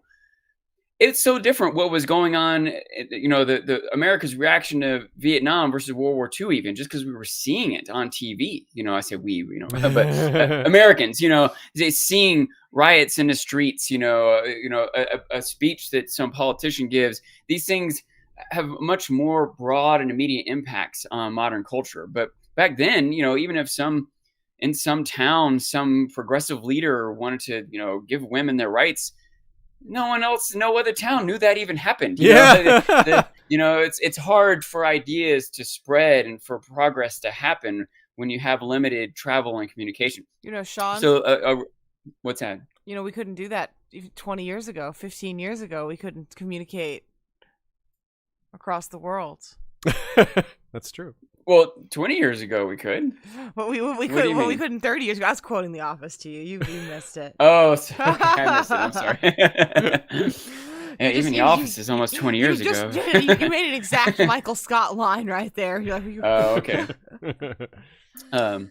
Well, so anyway, in addition to all those factors, even food is something we kind of take for granted now, that we can just any time of year we can get pears or lasagna or sushi or whatever.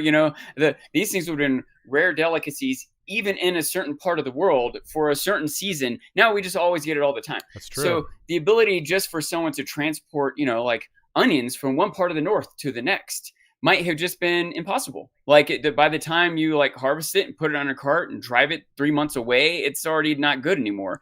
But now you can do it in a week. Things that weren't even possible become, easy relatively. And so the amount of trade, the number of people who aren't facing starvation, the amount of books that are going to be spread and read, the amount of perspectives from different lands, farming techniques, even like, oh, how'd you grow your onions? All this type of stuff. It's hard to know. It's hard to measure how much an impact a road can have. Right. What a big part of American history was just having railroads connect across the country. How much being able to get the goods across and the new jobs that opened up. And I mean, obviously some negative stuff can come with that or whatever, but generally speaking, it's a big boon to society, to knowledge, to wealth, to stability, to trade is kind of wrapped up in all that. It's huge. It's hard to know. It's really hard to measure how valuable that is. I think like one example we could think of, another one of the real world from a lower tech era, is like the Roman roads. It's something we hear about a lot when you're like learning about history. It's like how big a deal, what an advantage that was for Rome, and what it was one of the things that made Roman conquest a lot more tolerable, as they would come in and actually build a lot of infrastructure, which is not usually what conquerors do. It was one of the things is like Roman conquest is still not great because they enslave like half of everybody. But at least several generations later, there's some good because they built things that are useful. And it makes it last longer too, yeah, right? They don't just come in and pillage and leave. They come in and build a road, and now people from not just Rome, but other areas nearby can suddenly travel there and trade goods and knowledge and everything. Yeah. Nina writes, beyond that, the direction of the Kingsguard in the north might have also been a symbolic gesture by the Targaryens by literally linking the relatively new capital of the Targaryens with Castle Black, not just Winterfell, the seat of the oldest and most fundamental of the pan-Westerosi institutions. Jaehaerys underlined the permanence of the Targaryen dynasty. The city that Aegon the Conqueror had founded was an equal, not simply to the ancient citadels of the Starks and Durrandons, but to the heart of the institution that preceded even the old Westerosi kingdoms. 2, while Winterfell might be an important stop on the King's Road, the extension of the road to the Wall demonstrated that it was only a stop, just as the authority of the Targaryen crown superseded the local power of its formerly royal vassals, so would the King's Road transect the realms of these former kings, stretching to the borders Aegon himself had determined. Very well said, Nina. That's excellent. Totally agree with that. It does also show their level of authority. It's like, yes, the presence of the Targaryens is here in a way that, like we just discussed, Sean, adds to it makes it better. It's clearly a benefit. Like, even from the lowest peasant to the highest lord, this road is useful. It helps us, it binds us, it makes us money. It's all good. I would think Roderick Dustin, Roddy the Ruin, was born around this time, around the early 70s, late 60s. He's going to be an important figure in the Dance of the Dragon. He's old by that time. He's a hoary old warrior, they say. I also kind of wonder what wars he fought in. Which is something we'll be keeping an eye on as we move forward, because how did he get his battle experience in his time of relative peace? Well, it must have been something. Jason Concepcion sends a super chat, pair sticker, thank you. That's the Jason Concepcion? The Jason. Yeah, hey, Jason, good to hear from you, buddy. That's awesome. Indeed. Shout out to X-Ray Vision Pod. We're going to get to see Jason in a few weeks in Los Angeles for the GodCon. I'm very excited to see him. Yeah, he is helping run it there, like head dude over there for the... Yeah, that's his title, head dude over there, yeah. HDOT. So him and Greta, his co-host on the official Game of Thrones podcast, are like basically the MCs of the whole event there. So that's cool. Yeah. All right, let's talk about Edric Stark. There's a much shorter reign. We don't know nearly as much about him, but it continues a few of the same things here. Grandson of Alaric. As we said, we didn't know the sons of Alaric's names, but one of the grandsons took over. We're not sure whether it was the younger of Alaric's or older of Alaric's sons that was Edric's father, or how they died, but it could have been the Shivers. Again, we don't hear about the Shivers hitting the north, but it probably did, especially because there's no guarantee that they were in the north. You could have been traveling somewhere when the Shivers hit. Who knows? There's no guarantee that people are at home when these things happen. Somewhere in the late 70s or so, which again, this is what era we're in, 70-ish AC. This is when the sea snake, Corlys Velaryon, before he had the nickname Sea Snake, so he would have just been Corlys Lord, or just Sir Corlys at this time. He wasn't Lord yet. He took his ship, the Ice Wolf, to Eastwatch by the Sea and Hardhome, and then tried to find a northern passage through, like going like around that what presumably there's some sort of Arctic Circle up there. He tried to find a way through all that. This is some of the stuff we would see in the Sea Snake prequel show. Yeah, so imagine that would be awesome. Like if seeing like this icy landscapes and ship trying to find its way. Yeah, that just sounds really cool. It might end up being kind of anticlimactic, though, right? Yeah, because they don't find anything. Yeah, it doesn't get anywhere. They yeah. have to find something. Maybe be a tragic series of episodes. Yeah. So he found only ice, unsurprisingly. Yeah. So it comes back. And his career continues elsewhere, kind of outside the scope of this episode. But the part in the north we wanted to mention. Circa 73, Lucamore the Lusty is sent to the Wall with 2 of his sons. That's the Kingsguard that had 3 wives and 16 children, which, of course, as a Kingsguard, not supposed to do that. Lucamore Strong, sent to the Wall. So 2 other strong boys up there. Who knows what happened to them? Joe Magician has some theories, though. You can check that out.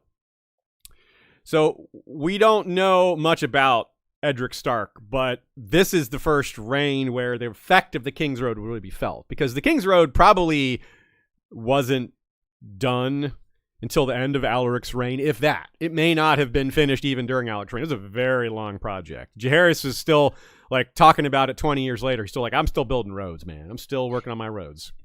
It would have gone a lot faster if they used a dragon. Just saying. You're totally right. Carve a path right through.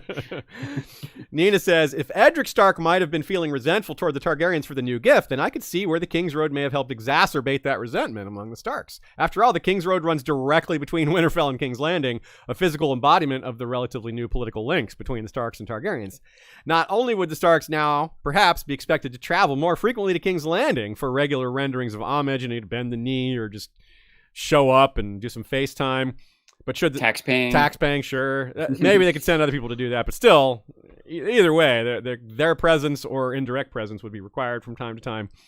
But should the Starks raise trouble or outright rebel, then, well, the Targaryens would have an easier time marching their army up there. The road does have a downside for anyone who's independence minded, because the armies could march to your border quicker. And, well, yes, they have Moat Cailin to help them, but I don't know, Moat Cailin's all that great against dragons, so yeah, it's great against armies, but yeah. So that's the thing.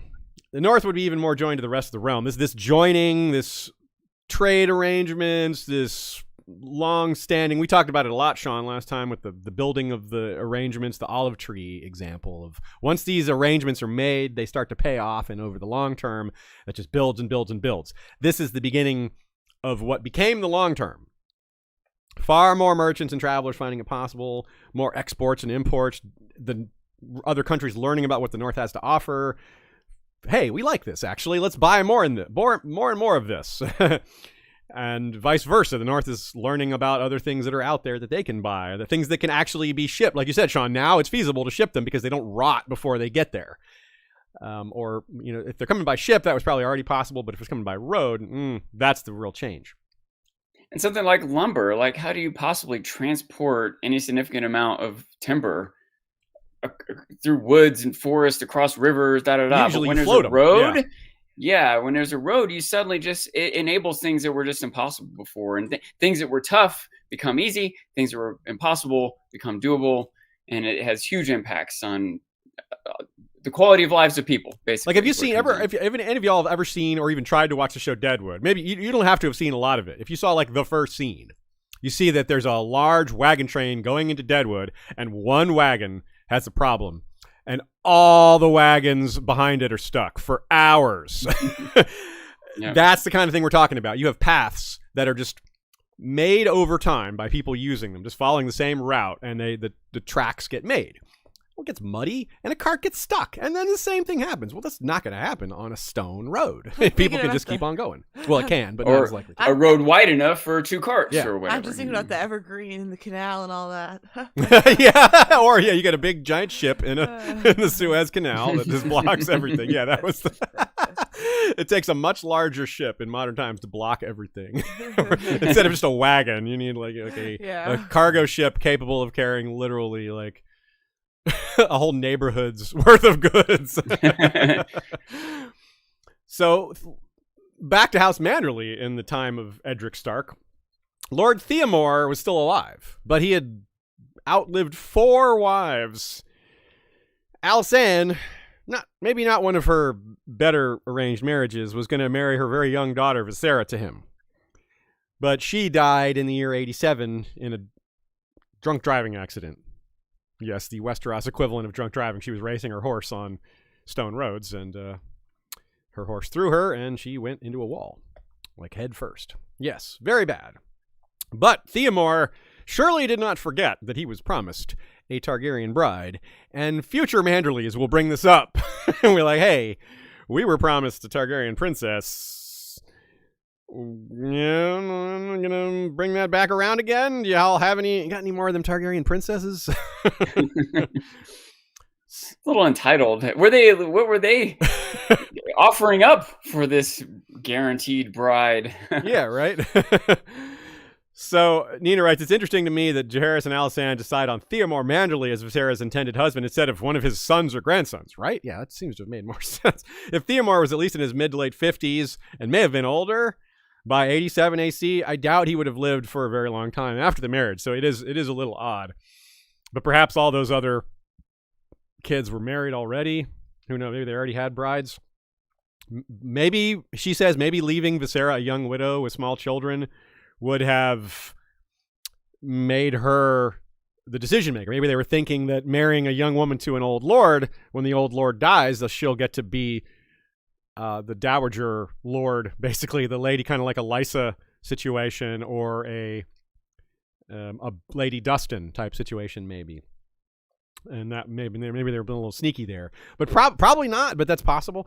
Nina also writes, with a new Manderley government come new decision makers, people who might not have taken kindly to Papa or Grandpapa Manderley, whoever they were, to this young wife. They may not appreciate that, so that might have caused some tension.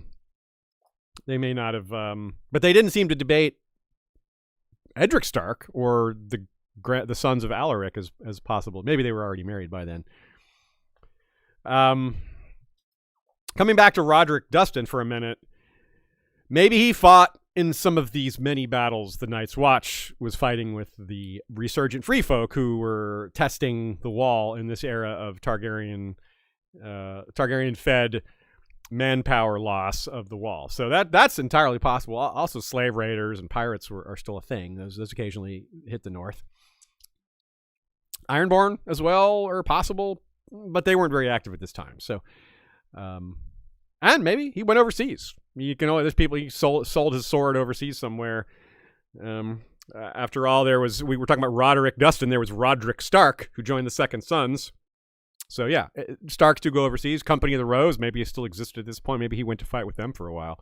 Lots of possibilities for where he could have fought that isn't necessarily in Westeros. And also isn't necessarily like a war or even a major battle. I'm thinking about like in Dunk and Egg, just the little skirmish in Dunk and I'm forgetting all the names, but in the second book, the guy who wanted to marry the girl himself, and he ended up fighting Dunk and on the river. Oh, Lucas Longinch. Like that battle that happened, that whole thing there that probably doesn't get recorded in many history books, right? True, but still someone, got some experience there. That's and true. Might have been witnessed and et cetera, et cetera. Yeah, he could have fought duels. Yeah, maybe he just won a melee here or there. Yeah, you never know. There's probably a lot of different things. He definitely had a rep. It wasn't just one or two battles, probably. So that's really all we have on Edric. Let's talk about Ellard, who is next. Another E-name Stark. Gone a while without a Brandon. There are probably some younger Brandons that just didn't inherit. There's always a Brandon or two around. We got to assume there's some Brandons here. Ellard, there may have been someone between Ellard and Edric. This is where there's enough room that the history may not be complete. So it's entirely possible that we're missing a Stark here. So this is where our count, where we call him the 8th Lord, might be wrong. It's even possible there are 2 in there. You never know. Like, you could always have a guy who ruled for 2 days and just died, and that was over quick. But as best as we know, he was the 8th Lord. Did the North have maesters? Yes. Was that something? Definitely. Okay. Yeah. For how long? I sort of assume it.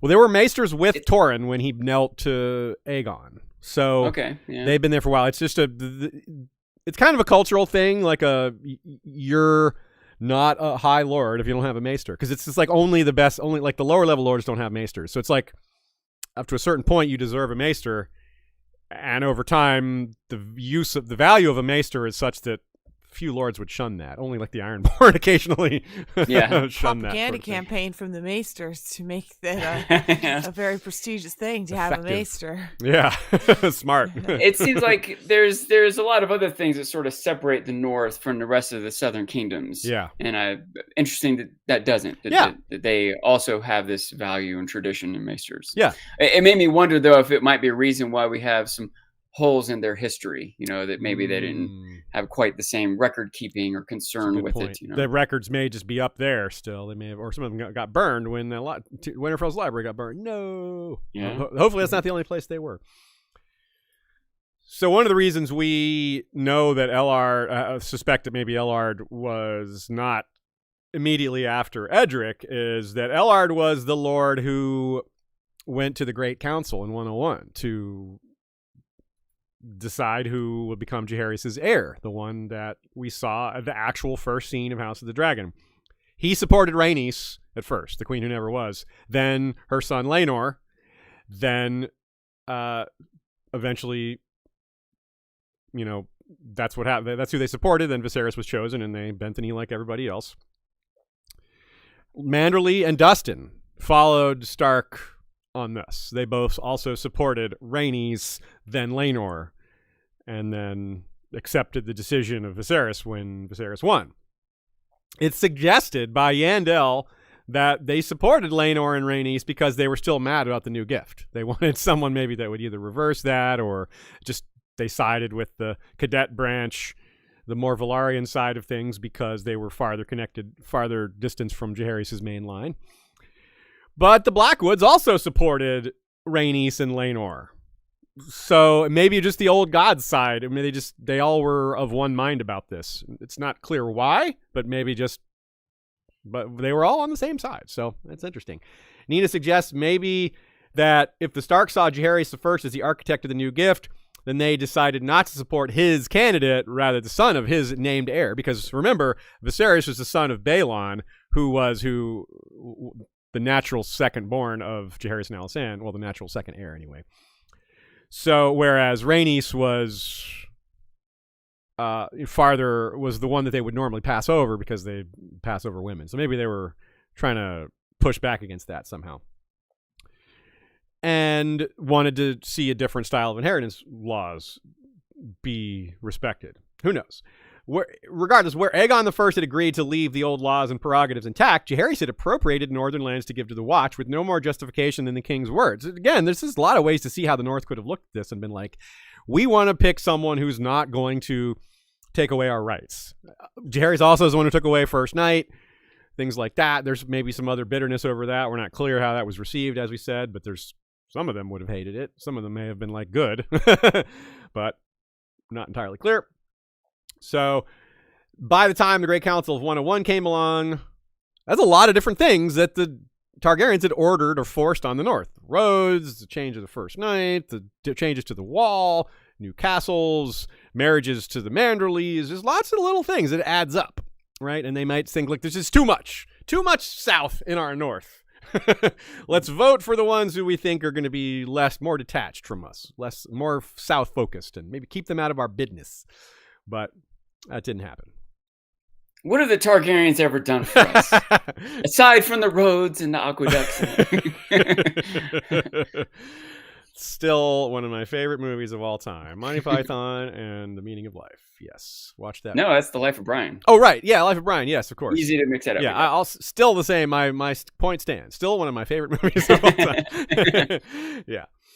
Okay, we've reached about our halfway point. We still have several Stark Lords left. We have 3 and a little bit of wrap up. But in the meantime, we have some words from some sponsors here. Okay, well, I've talked about NordVPN several times here. Our sign-up code is nordvpn.com/thrones. Get a big discount, plus 4 months for free.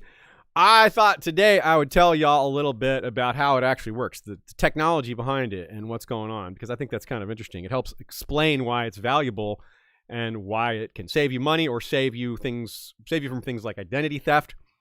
Your computer has an address, an IP address it's called. Every device has one. When you browse the internet, that address is out there. It's visible to servers and certain other individuals who may or may not be watching. It's certainly visible to the companies that you are perusing. They will do things like, here's one I didn't know about till yesterday. I was looking up things that companies do to charge you more money. They will target and upcharge you based on your neighborhood. Like if you live in a certain neighborhood, they will add a surcharge or like $10, $15, $20, maybe a small percentage based on where you live. That was a new one for me because I knew that it was country organized. Like we used an example a few weeks ago of if you use a VPN, you can sign up for like Netflix through a different country and get that country's prices. That feels like getting around something. It's legal, but this is more like stopping people from overcharging you based on things they've learned about you. They're looking at your data and using it against you. So the way it works, the technology of a VPN is that you're not connecting through your address. you're connecting through the VPN's address, but the VPN has thousands of addresses, and they're constantly deleting and adding new ones. So that's how anonymity is gained through a VPN network. VPN stands for Virtual Private Network, so your address is masked by being one of theirs. I was just going to make a dumb joke. No dumb jokes allowed, Shay. Only I can make dumb jokes. No, I was kidding. So that's how it can get around things like throttling. Like your local ISB or ISP can slow you down because they see you as a regular user and not a business. They may give priority. One of the many things that a VPN can do for you is get rid of that sort of customer sorting where they put you in a bin based on where you live and how important you are to them and all this other nonsense that they use against you. So once again, I love to put you in a bin and tell you how important you are. A virtual private bin. Be in a bin. Oh, Sean, I'll put you in a bin and tell you how not important you are. One small Less down. appealing. Yeah. Give me that VPN. Give me that VPN. One small downside to VPNs, if we're being open here, is it can occasionally slow down your service just a little bit. But it can actually end up making it faster, though, if you're being throttled. And NordVPN is the fastest VPN in the world. So whatever small amount of speed loss you get, well, NordVPN's is the least of that. So that's great. So once again, nordvpn.com/thrones. Get a huge discount and 4 months for free. 30-day money back guarantee. 30-day months are pretty normal, actually. But that's the deal. Check it out. Save some money. Also, our friends over at Smile Brilliant have become a sponsor for us. And this is really interesting. Look, Sean is smiling brilliantly right now. This is something I've been interested in the past, is teeth whitening. And it's a really interesting science because I'm on camera sometimes, once a week roughly. Yeah, I was like, I care sometimes, about all the time. I care about what I look like, I'm not like overly concerned with my appearance, but I don't want to like get random people commenting saying, "Look at that dude, I catch him looking ugly in the mirror all the time." Yeah, look, I'm so vain. I probably think this ad is about me. So Smile Brilliant, this is another thing I like from sponsors, when they take the time to explain the science or the process behind things. That enables me to explain it to y'all. And then I feel like you're actually getting something, even if you don't buy the product. You understand something new, something like you just learned a little bit of VPNs. Here's something about teeth whitening. LED lights are a common way to accelerate teeth whitening processes. They don't actually whiten the teeth, they just accelerate it. So that's kind of scammy. All it is shortening the session that you would go in for teeth whitening. It doesn't actually make it better. It just shortens the session. And it makes your teeth more sensitive, especially if the LED lights are not used properly. And a lot of these places the people there aren't trained very well. They're not dentists that administer some of these things. Strips are kind of the same thing. A lot of strips are just, you do it yourself. You're not a dentist. Sorry, but you're not. I mean, well, some of you are. A couple of you listening are. My bad. But most of us aren't. And the thing with those is they neglect the gum lines. You miss spots. Like, they don't get everything. They miss the gums. They miss crevices. They miss some of the molars. They work, but the parts they miss. What happens when you have a stain that you get rid of half of it? It makes the other the remaining part look bigger because you've just whitened everything else. So that's bad.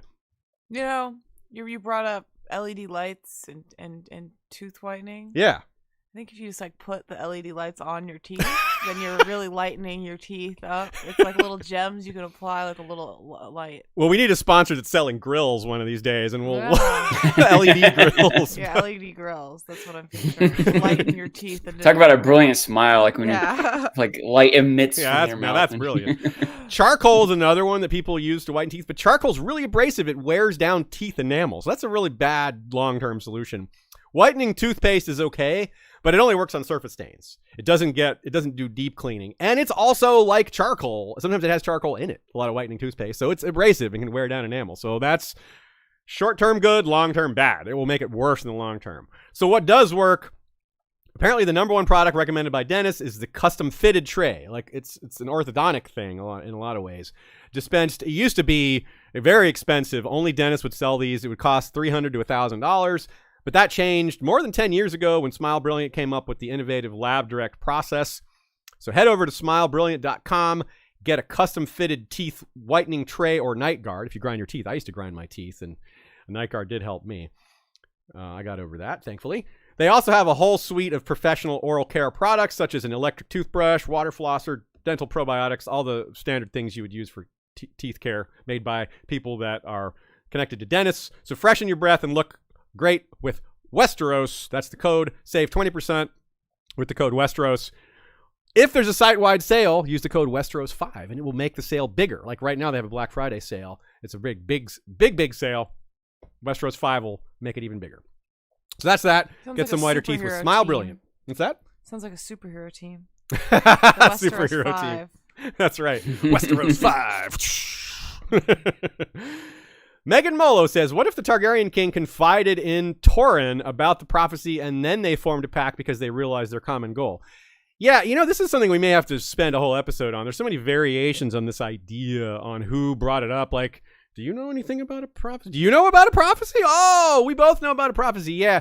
Like, I'm a little skeptical that Aegon brought it up.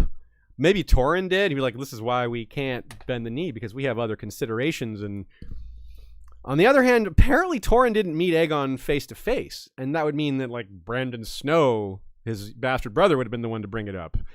So, anything to add, Sean? This is a big mystery to me. It's such a new concept, which I love. It's something new. Only within the last few months we've had to think about this. I remember when that moment happened in the show, thinking this is going to send everyone back to the books. This is going to send everyone to start reevaluating things. And for example, I made the point many times that I feel like the Viserys or the Targaryens or whatever should have told at least a few more people. They should have just hedged their bets against what if someone randomly dies on their horse, you know what I mean? Yeah, right. Just a couple people just for backup. And I might make an argument for telling a lot of people just to make more of a mission to garner more support to, shift the gears of what people are concerned about rather than your personal glory or your ascending the throne to this bigger picture commitment we have to, all of humanity or something. But, so all that said, I wonder if maybe the Starks did. Maybe the Starks did tell any potential heir, which still would limit it to 4 people or something, Yeah. But that might be enough that Brandon Snow might have known when he went to talk to Aegon. So absolutely. I'm not sure, but I got to at least consider it. But then I kind of reevaluate when it seems like Aegon or whatever Targaryens and Starks weren't really maintaining the wall very well. I feel like but just because they do know this prophecy and maybe even feel like it's important, they still might not properly act on it. They're still torn between day-to-day goals. Like, I don't know.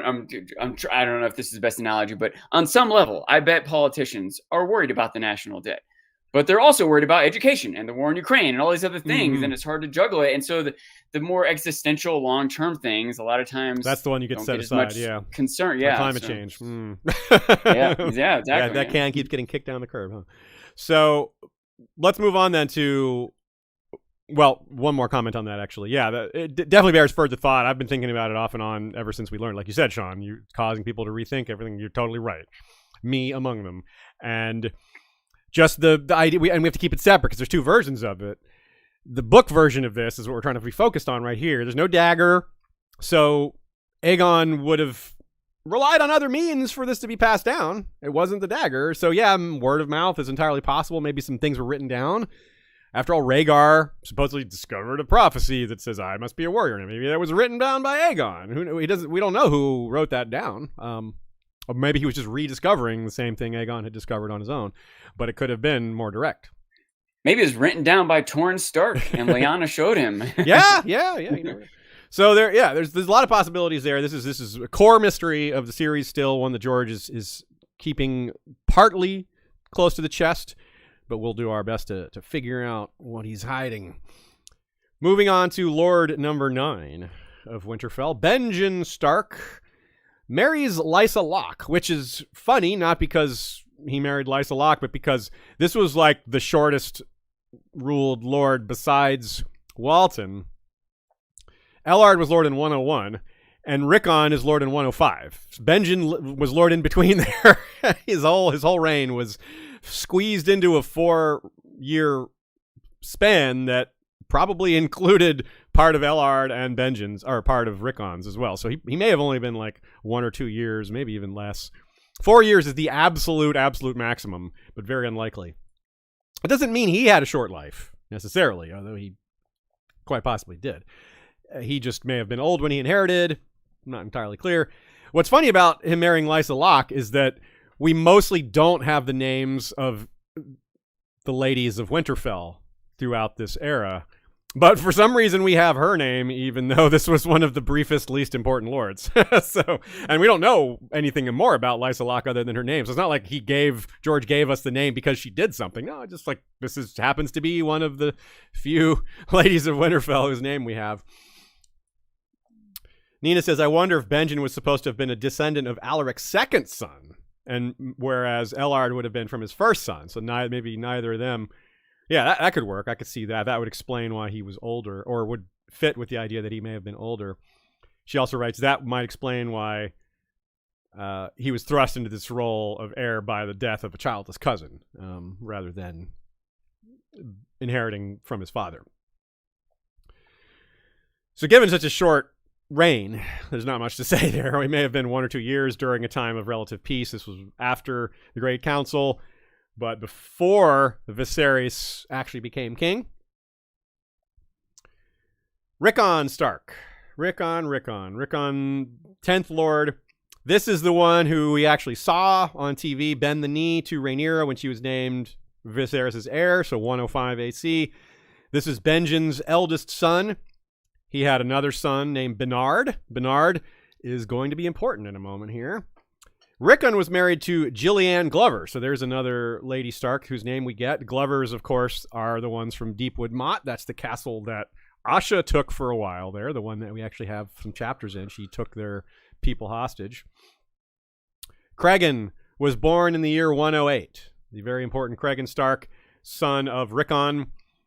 Another son was born to Rickon a few years later, but he died in 119. Cregan will later say that a certain young Targaryen reminds him of his dead brother. Cregan also has a sister, Rickon's bastard daughter, Sarah Snow. Rather, Cregan has a bastard daughter, Sarah Snow. And she would have been born, sometime in the reign of Rickon, maybe? Supposed bastard daughter. Supposed bastard, that's true. Some people claim she doesn't even exist. Yeah, exactly. Which I think is interesting to have someone who people claim does not exist even. Yeah. Like, it's unusual. Obscure parentage is one thing, but like this person may not have been real. It's like, they made a person up? Mm-hmm. Like, really? Or did the maesters just say that? Yeah, that's odd. And in a relatively recent time period, right? This isn't like 1,000 years ago, right? No, yes. Yeah. Again, I mean, this is literally, we're about to see Jaehaerys, we're about to see Jace go up to Winterfell and potentially meet, if this Sarah Snow person exists, that's just what we're going to see in season 2 of House of the Dragon, whether she exists or not. Yeah. So to be clear, I biffed it there. Sarah Snow is the daughter of Rickon. Cregan and Rickon are similar age. Or Cregan and Sarah Snow are similar age. So Rickon may have attended the Blacks and Greens event. He probably did. It was a huge event, and the event where that became the name of the two factions. He may have also attended the wedding of Rhaenyra and Laenor. That was such a big event, and so it's entirely possible he made the trip for that, but entirely possible he didn't. I mean, the North is far away. No one's going to get overly mad at him if he doesn't come. It's not going to be like grounds for war. He may have been busy. It may have been winter time in the North. They have a lot more to do. He's got this nice new road to travel on. That's true. That's very true. He died. Much more reasonable expectation than it would have been before. Yeah. So he dies in the year 121. Rickon does. Apparently, not a massively eventful reign that we know of. There's plenty of room for a lot of events that happened that weren't massively historical, but they were still important and really interesting. They were important in the context of the North, maybe not in context of all of Westeros. But immediately, Go ahead, Sean. I was going to say they might have also been too boring for the history books. Like, imagine we talked a lot about the impacts this road would have had. There would have been more trade and travel and probably production and tax collection. And he might have had to figure out how to manage all that. And there's no like running into battle. It's not exciting stuff for the history books, but he might have done an outstanding job managing all that. You know? And as well, it's important to consider that this is, like if you consider the last few reigns we talked about, we're about to get into Cregan's early reign. We got Rickon's reign. We've got Benjen's reign. We've got Ellard's reign. All these reigns, the narrative of Fire and Blood and the World of Ice and Fire is really focused on the blacks and the greens because it becomes such an important thing. And George, from a meta perspective, wanted to focus on it. So the narrative of the history books is less focused on the rest of the world at this point. There's just fewer stories from elsewhere.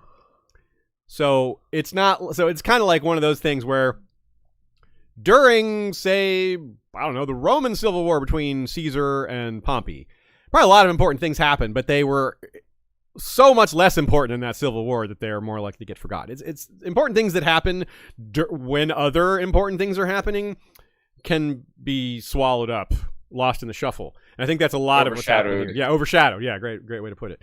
So I think there's a lot of that happening here in the sources. There's times where like the narratives really focuses on, say, the Sun Chaser, which is fascinating. But the Sun Chaser is like not even in Westeros. It's exploring like these new islands. And meanwhile, like there is stuff happening back in Westeros, and we do hear some of that, but it's like he's not going to tell us every event everywhere at all times. Because the book would be too big. It's already big. I mean, we would love that if he did. That would be amazing. But it's not very realistic, and real history books don't do that. So one of the books I would like to see the most that gets into kind of other things like that is the When Women Ruled Ladies of the Aftermath book. Yeah. Just kind of just gets into your point about like some topics are beyond the purview of what Gildane wanted to cover or whatever in Fire and Blood. It's a little bit too nitty gritty. He was trying to do a larger scale, more detached historical record. I saw a meme that was like the Virgin Gildane versus the Chad Abalon, because like Abalon's right. Like the book is just about widow regents. It's just about the mundane lives of these women, which sounds fascinating. And certainly not a guy that like a maester who lives at the Citadel around no women is not the right choice to write a book about women. You you don't know much about women, man. You're not the right call for this. It's like me writing a book about undersea biology. I don't I don't know anything about that. Mr. Abelon, more like Babylon. Oh. He's the best of the maesters, I think. No. Is that the fall of Babylon? Yes. Babylon. That's what it was originally called, Babylon. So let's see. So when we're thinking about that, one of the things that I've started to think about more often with the rise of successor shows, the potential for successor shows, is what eras, what time periods, what places have fertile ground for stuff that happened that isn't well documented or isn't well known. And this area of the North, from like after the era of Alysanne being there, I think while Alysanne's there with Alaric, there's a lot to talk about. Her going around the North. Even then, though, there could be a lot more. I mean, there's all these other. What was happening at Barrowton then? What was happening at the Dreadfort? There's plenty of interesting things that could be going on. But this is an uninterrupted stretch of like 50 years, from 70 to 120-ish, where the North had very little, like a lord comes down to bend the knee to Rhaenyra and Viserys and attends a wedding here and there. But other than that, not a whole lot. So there's a lot of room for new stories to be created either by George or HBO or whoever in this era. But when we get into Cregan, you get back into where it's fairly well documented, and you also have really good stories, but they're already sort of written. Cregan Stark is a multi-episode guy. We're only talking about his life up to 129, and I'm not going to say how long his life is, even though a lot of y'all already know, because we're trying to avoid Fire and Blood spoilers. But even just this early part is a fun story. It includes the dance of the Direwolves. That's my invented title. Remember a minute ago I mentioned Uncle Bernard, brother to Rickon, who becomes regent to Cregan when Rickon dies. Because Cregan is 13. We finally had a lord that was underage when it came time to inherit. Finally. Gosh, it took too long. Been waiting for an underage lord. By the way, can I just point out Uncle Bernard? He's the Nard dog. Or the Nard wolf. The Nard wolf. Yeah. I'm still shook that I missed your offense reference earlier, Shay. He's still shamed. Yeah, like you need to take the black over that one, Sean. You're already wearing black. But... So Bernard was married to Margaret Karstark. Yeah, Margaret. We just got Margaret. You had a regular old name in there. It's not spelled different. It's not like a Y in there, not like Margaret. It's just Margaret Karstark. So there you go. Did she have blue hair? Yes, Marge Karstark. She thinks potatoes are neat.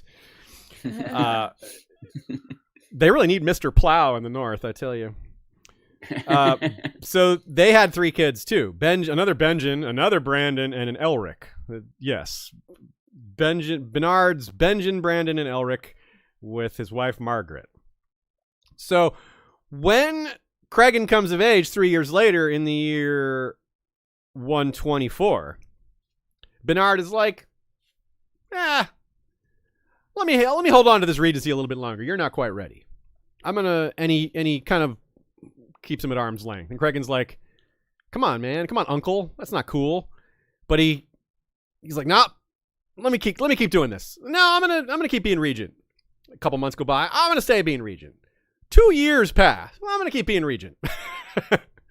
Cregan's like, no, I can see how this is going. You're never gonna let me have this, are you? So Cregan goes around, gets some support here and there.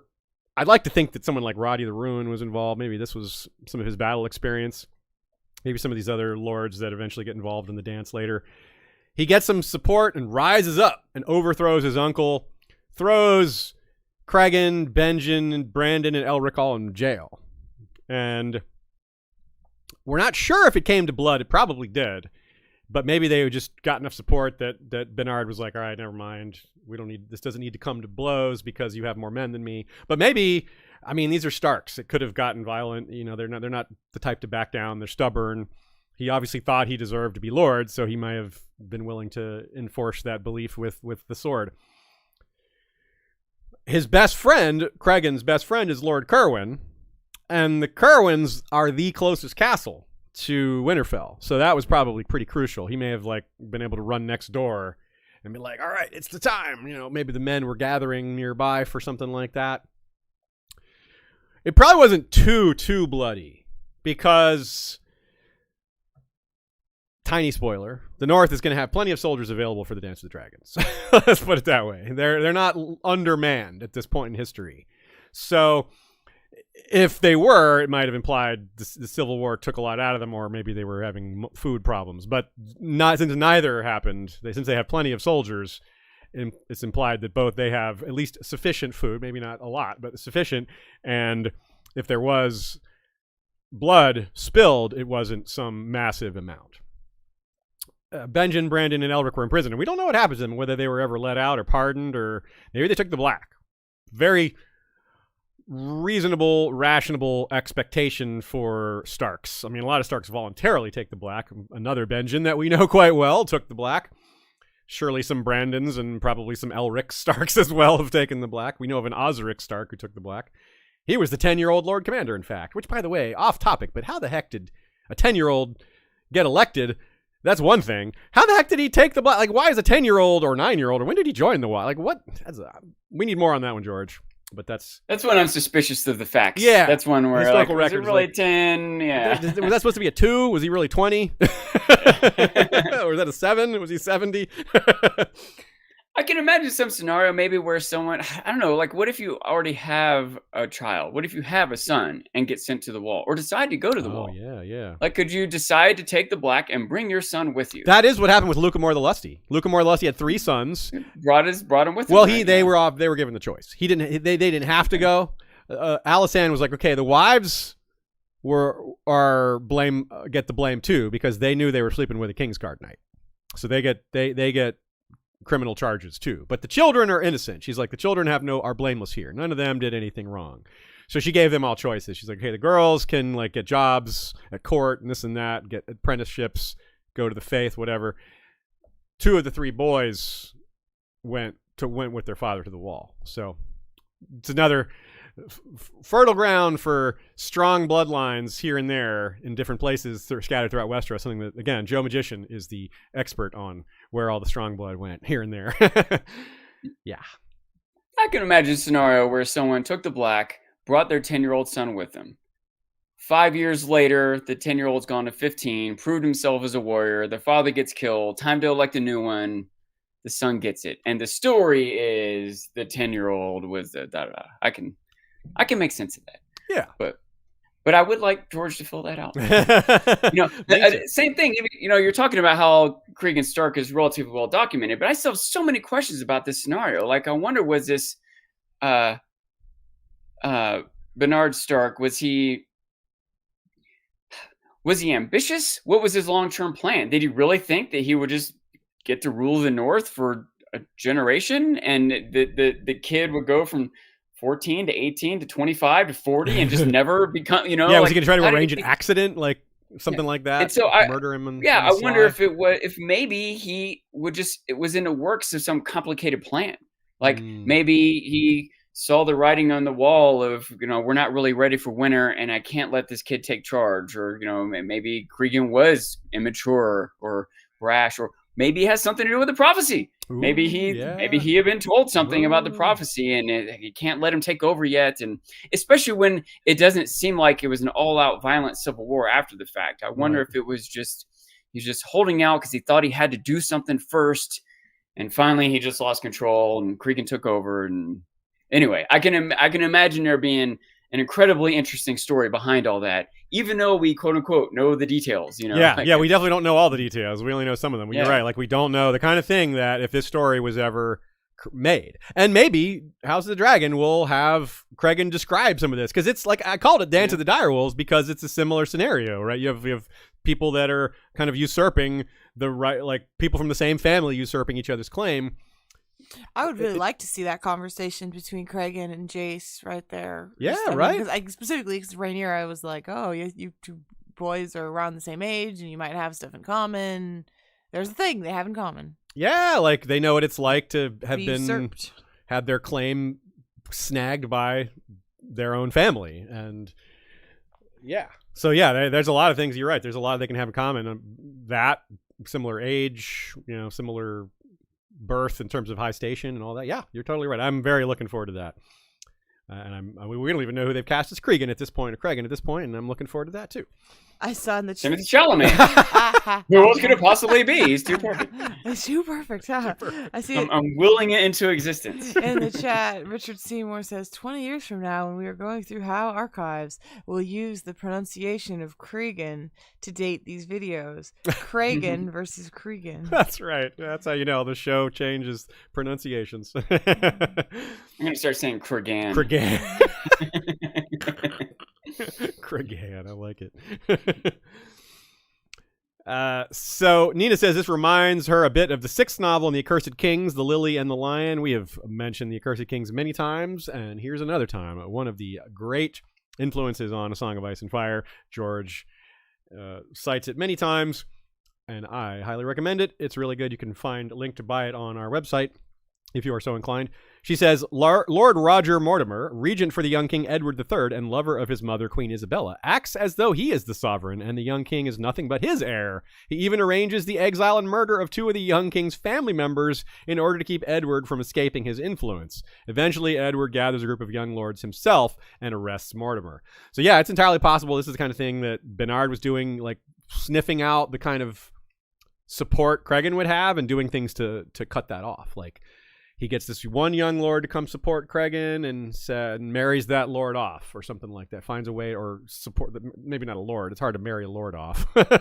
But if it's a young lord, maybe. But if it's like their supporters, you could maybe find ways to pull that support away. Like, well, you're supporting him. Well, what if I marry your daughter to my son? Now you're on my team instead. That's where Brandon and Benjen and Elric come in, with him having 3 sons.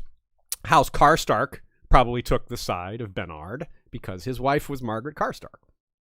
So there's another reason why you could see why there's some legitimacy on Bernard's side, given there's some the Karstarks were Starks long ago, so there's some extra Starkness to that. And if there's a carrot, you can imagine there's a stick also, right? Yeah. Like, maybe if you don't send me, you're going to get sent to the wall, or if he really is, I don't know, that nefarious or ambitious or whatever, it's not beyond him to frame someone, to falsely accuse them, or have them assassinated, or whatever else. Maybe Roddy the Ruin was on Bernard's side for some reason. Who knows? Well, that could come up. And some of these other lords, like who was that guy I had as a trivia question last week? Mad Hal Hornwood. What side was he on during this? He was alive. I mean, these guys didn't just come out of nowhere. They had established careers when the dance broke out. And we're at this point, this is the year 126. We're 3 years from Jace flying north at the end of the season, which corresponds to the book. So this is nicely aligned with right before that. So when he does take over, whatever the circumstances were overthrowing Bernard, he marries Aranori, who was his friend since childhood. So he had a childhood girlfriend that he ended up marrying, which is kind of cool. Nori, not the most powerful northern house. So this may have been part of what was holding Cregan back and recovering his lordship, is he didn't have a powerful house as his wife's family.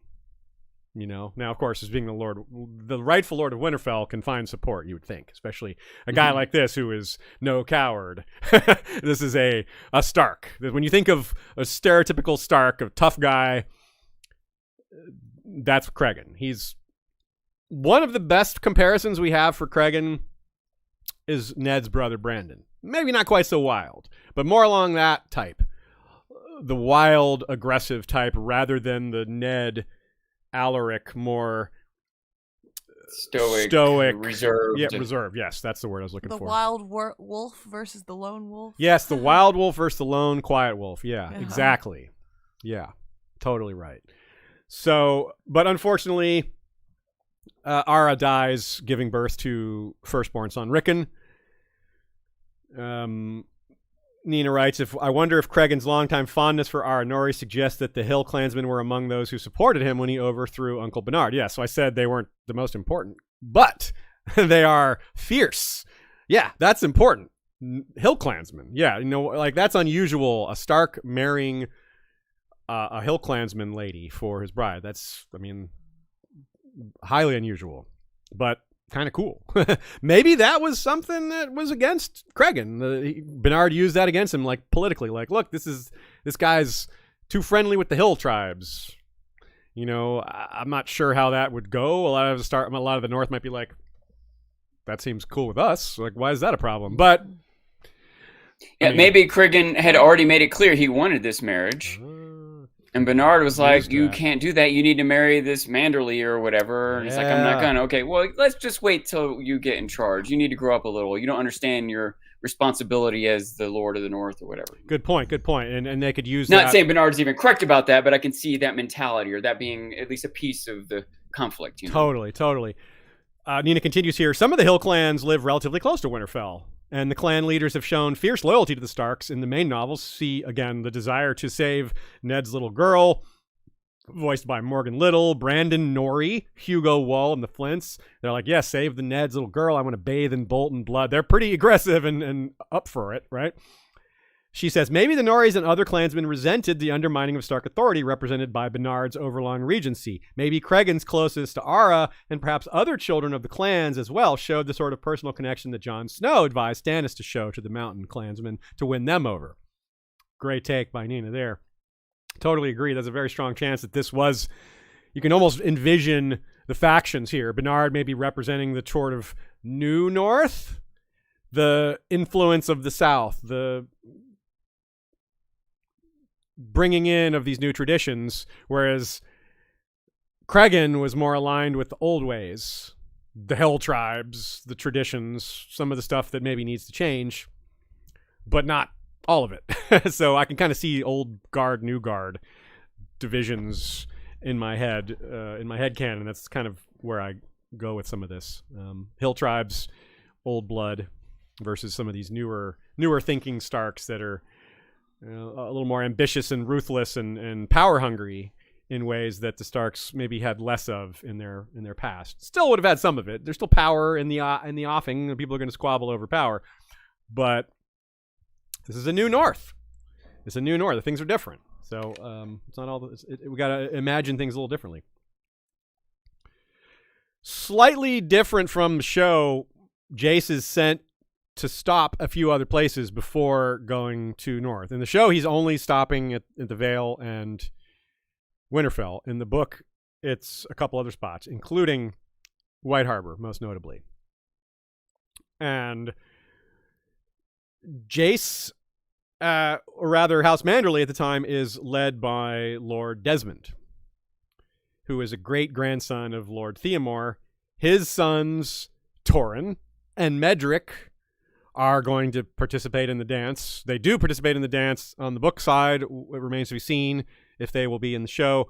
But one of the two is a big man, like the Manderleys tend to be. So that's part of why this seems to be a recurring thing. As one of them is described as clever and corpulent. And the other one is like fierce. So both of them are fierce. One of them is clever and corpulent, I guess, if I'm remembering correctly. Anyway, they're both capable. And hopefully they get their full role in the show as they have in Fire and Blood, because they're pretty cool. We like the Manderleys. They didn't get much. They got pretty much cut out of A Song of Ice and Fire, or the original Game of Thrones show. There was technically a Manderley at the Red Wedding. There was a dude with a mermaid pin that got stabbed in the background. I think he was even big, but that's about all. I didn't really. There were a sad casualty of the show's shrinking of plot lines. So I'm hoping they're this is a little tangent, but I just want to point out this the difference in dynamics between people who read the books first and saw the show versus I saw the show first and read the books. Like I understand this sort of like all these missing things, right? That when you read the books and watched it, where I watched the show and read the books, like, woo, what's with this Manderley stuff? Like, yeah, you're like, cool. It's extra exciting to have all this new stuff added in. Yeah. Yep, I hear that, man. Yeah, it's fun it is fun to look at this from different perspectives. That's one of the things we really value about your takes, is coming at it from a different angle. Really catches a few different things that way. Good stuff. So let's look back on some of these as a whole as we wind things down here. I mentioned a few of these things last time briefly at the end. Let's talk about it again in more detail. There's a lot of things we don't see from these lords. With the exception maybe of Bernard, we don't hear much about the ruthless ambition of Starks usurping each other. Doesn't seem to be much of that. As we saw, there was very few examples of youthful Starks taking over. Only Cregan, and even he seemed pretty capable at a young age. This implies that this family has maintained its size.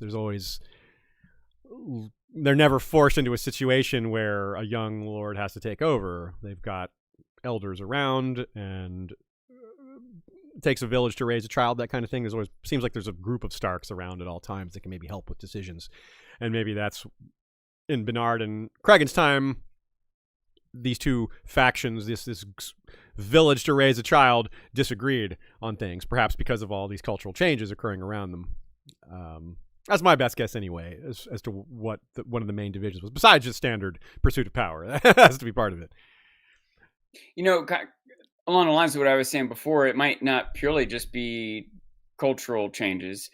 It could also be the levels of responsibility and power have grown, right? Mm-hmm. Like I'm supposing with this new road and this new support that there's new resources, and even I can even imagine like areas of land and people that were hardly noticed before that are now being taxed, so I could see like a new roles for the leaders, for the Lord of Winterfell might have new things to be worried about and considering and taking advantage of, and so on, that former leaders didn't. And so that might create a broader scope of things to be concerned about that, maybe Bernard was the first to have to deal with, Yeah.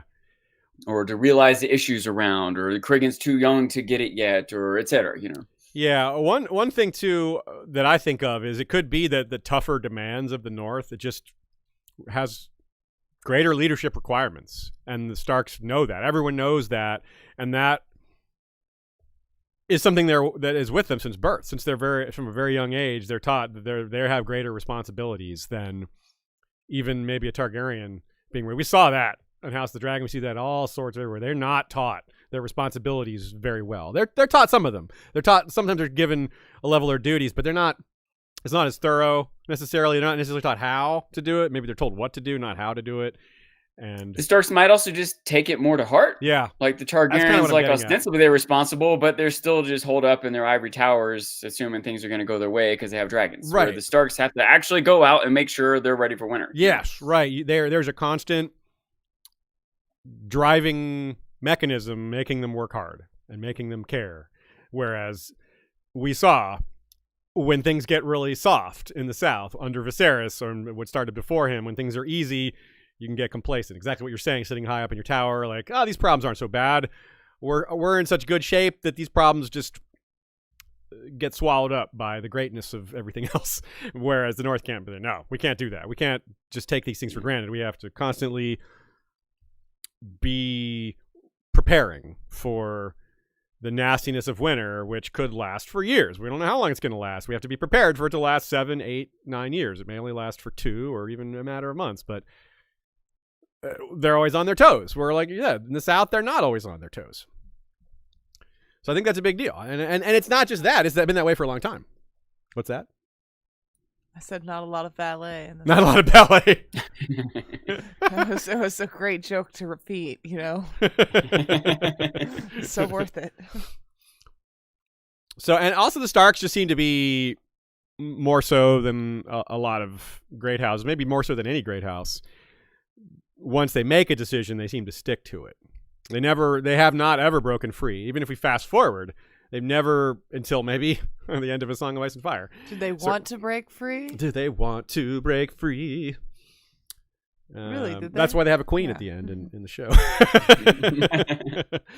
But well before that point, at the end of the first show, there's no hardly any impetus to break free until the Ned Stark thing, until Robb Stark declares himself king because of the Umber and the Karstark, and everybody's suggesting it as a good idea. It's like, hey, well, now's the time. It's a good place. It's not because of, and it is in part because of all the cultural changes that kept happening. The North continued to be held in the sway of the South, and that arrangement wasn't working out as well as it used to, as events of the first book showed. Yeah, it's worth noting when they do finally, quote unquote, break free.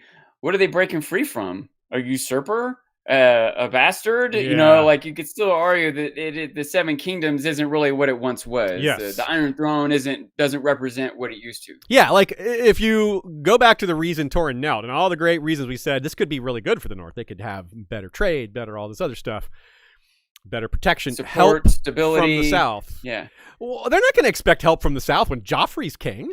What reason? That's completely unreasonable. When the last king murdered the Lord of the North and their son, you know what I mean? That says it all, right? How are they going to trust that? What kind of peace going forward? What kind of expectation can you have from that arrangement? Yeah.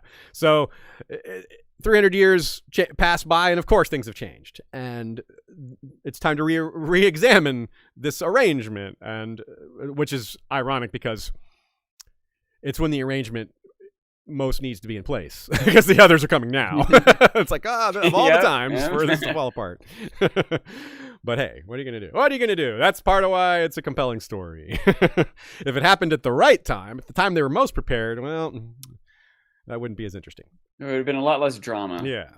Maybe just George would have to make the others more powerful. It's like, well, they were still too strong, even though they were prepared. So yeah, we don't hear. I'd rather drama creep than power creep. Right? totally. Yeah, let's make the armies stronger. Let's make it more interesting. That doesn't necessarily make it more interesting. Just bitter swords. I don't know. What does that mean? 10,000 more men on each side? What is that? That's not more interesting. Yeah. So yeah, I think that's it. I think the Starks, just the demands of the North as a culture, as a region, produces tougher leaders. I think there's more to it than that, but that alone is huge. And that's probably why we don't see as many drunks amongst the Starks, as many womanizers, as many Starks with excessive bastards. It certainly happens. And maybe some of it happens more than we think. It's just kept under wraps. Because this isn't exactly, it's not always historical for things like that. It's historical when their drunkenness drives them to make bad decisions, like Aegon the Unworthy or Robert. But if they're a functional alcoholic, it may not even make the history book, you know. But that would still, a functional alcoholic can still cause a lot of harm with bad decision making. So about time to wrap things up. Do you have any final thoughts, Sean? Any overview things? Any last things you want to say? Ashea, you as well, or anyone in the chat there? Final thoughts? We covered 129 years of Stark Lords, y'all. Cultural changes, modifications, evolutions.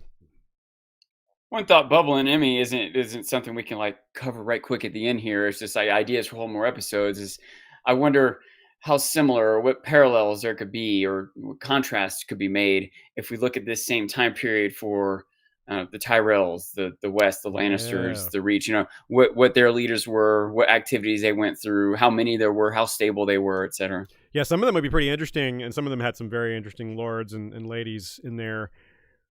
They wouldn't have as many of the cultural changes. That would be its one thing, and they would have been less isolated. So I think the North is a little bit unique in this room. There's no wall behind them all. There's all these factors that make the North kind of unique, and that's but still, you're right. It's fertile ground. The Ironborn are a good example. It's a culture that's very different, so they had a bigger adjustment period. It'd be really fertile ground in the Reach. I see what you did there. I wonder, even on sort of a meta level, like, would we have as much or way more information about them? Right? Would we have as good a records of their different leaders and their activities and everything? In some cases, yeah, for sure. All right, let's have our trivia question. Let's get the answer here. Remember, the question was, who appointed the first ever court singer and court fool? And if you know the names of the court singer and court fool, bonus points you get. The answer is good Queen Alysanne. Not an obscure figure at all. One of the most famous monarchs of all time in Westeros. And what were the bonus answers? The bonus answers were the singer, Tom the Strummer, was the singer. And the first court fool was Goodwife, a man who dressed in woman's clothing. That was his deal. He was a funny dude, or a funny femme dude. And a good wife. A good wife, I guess.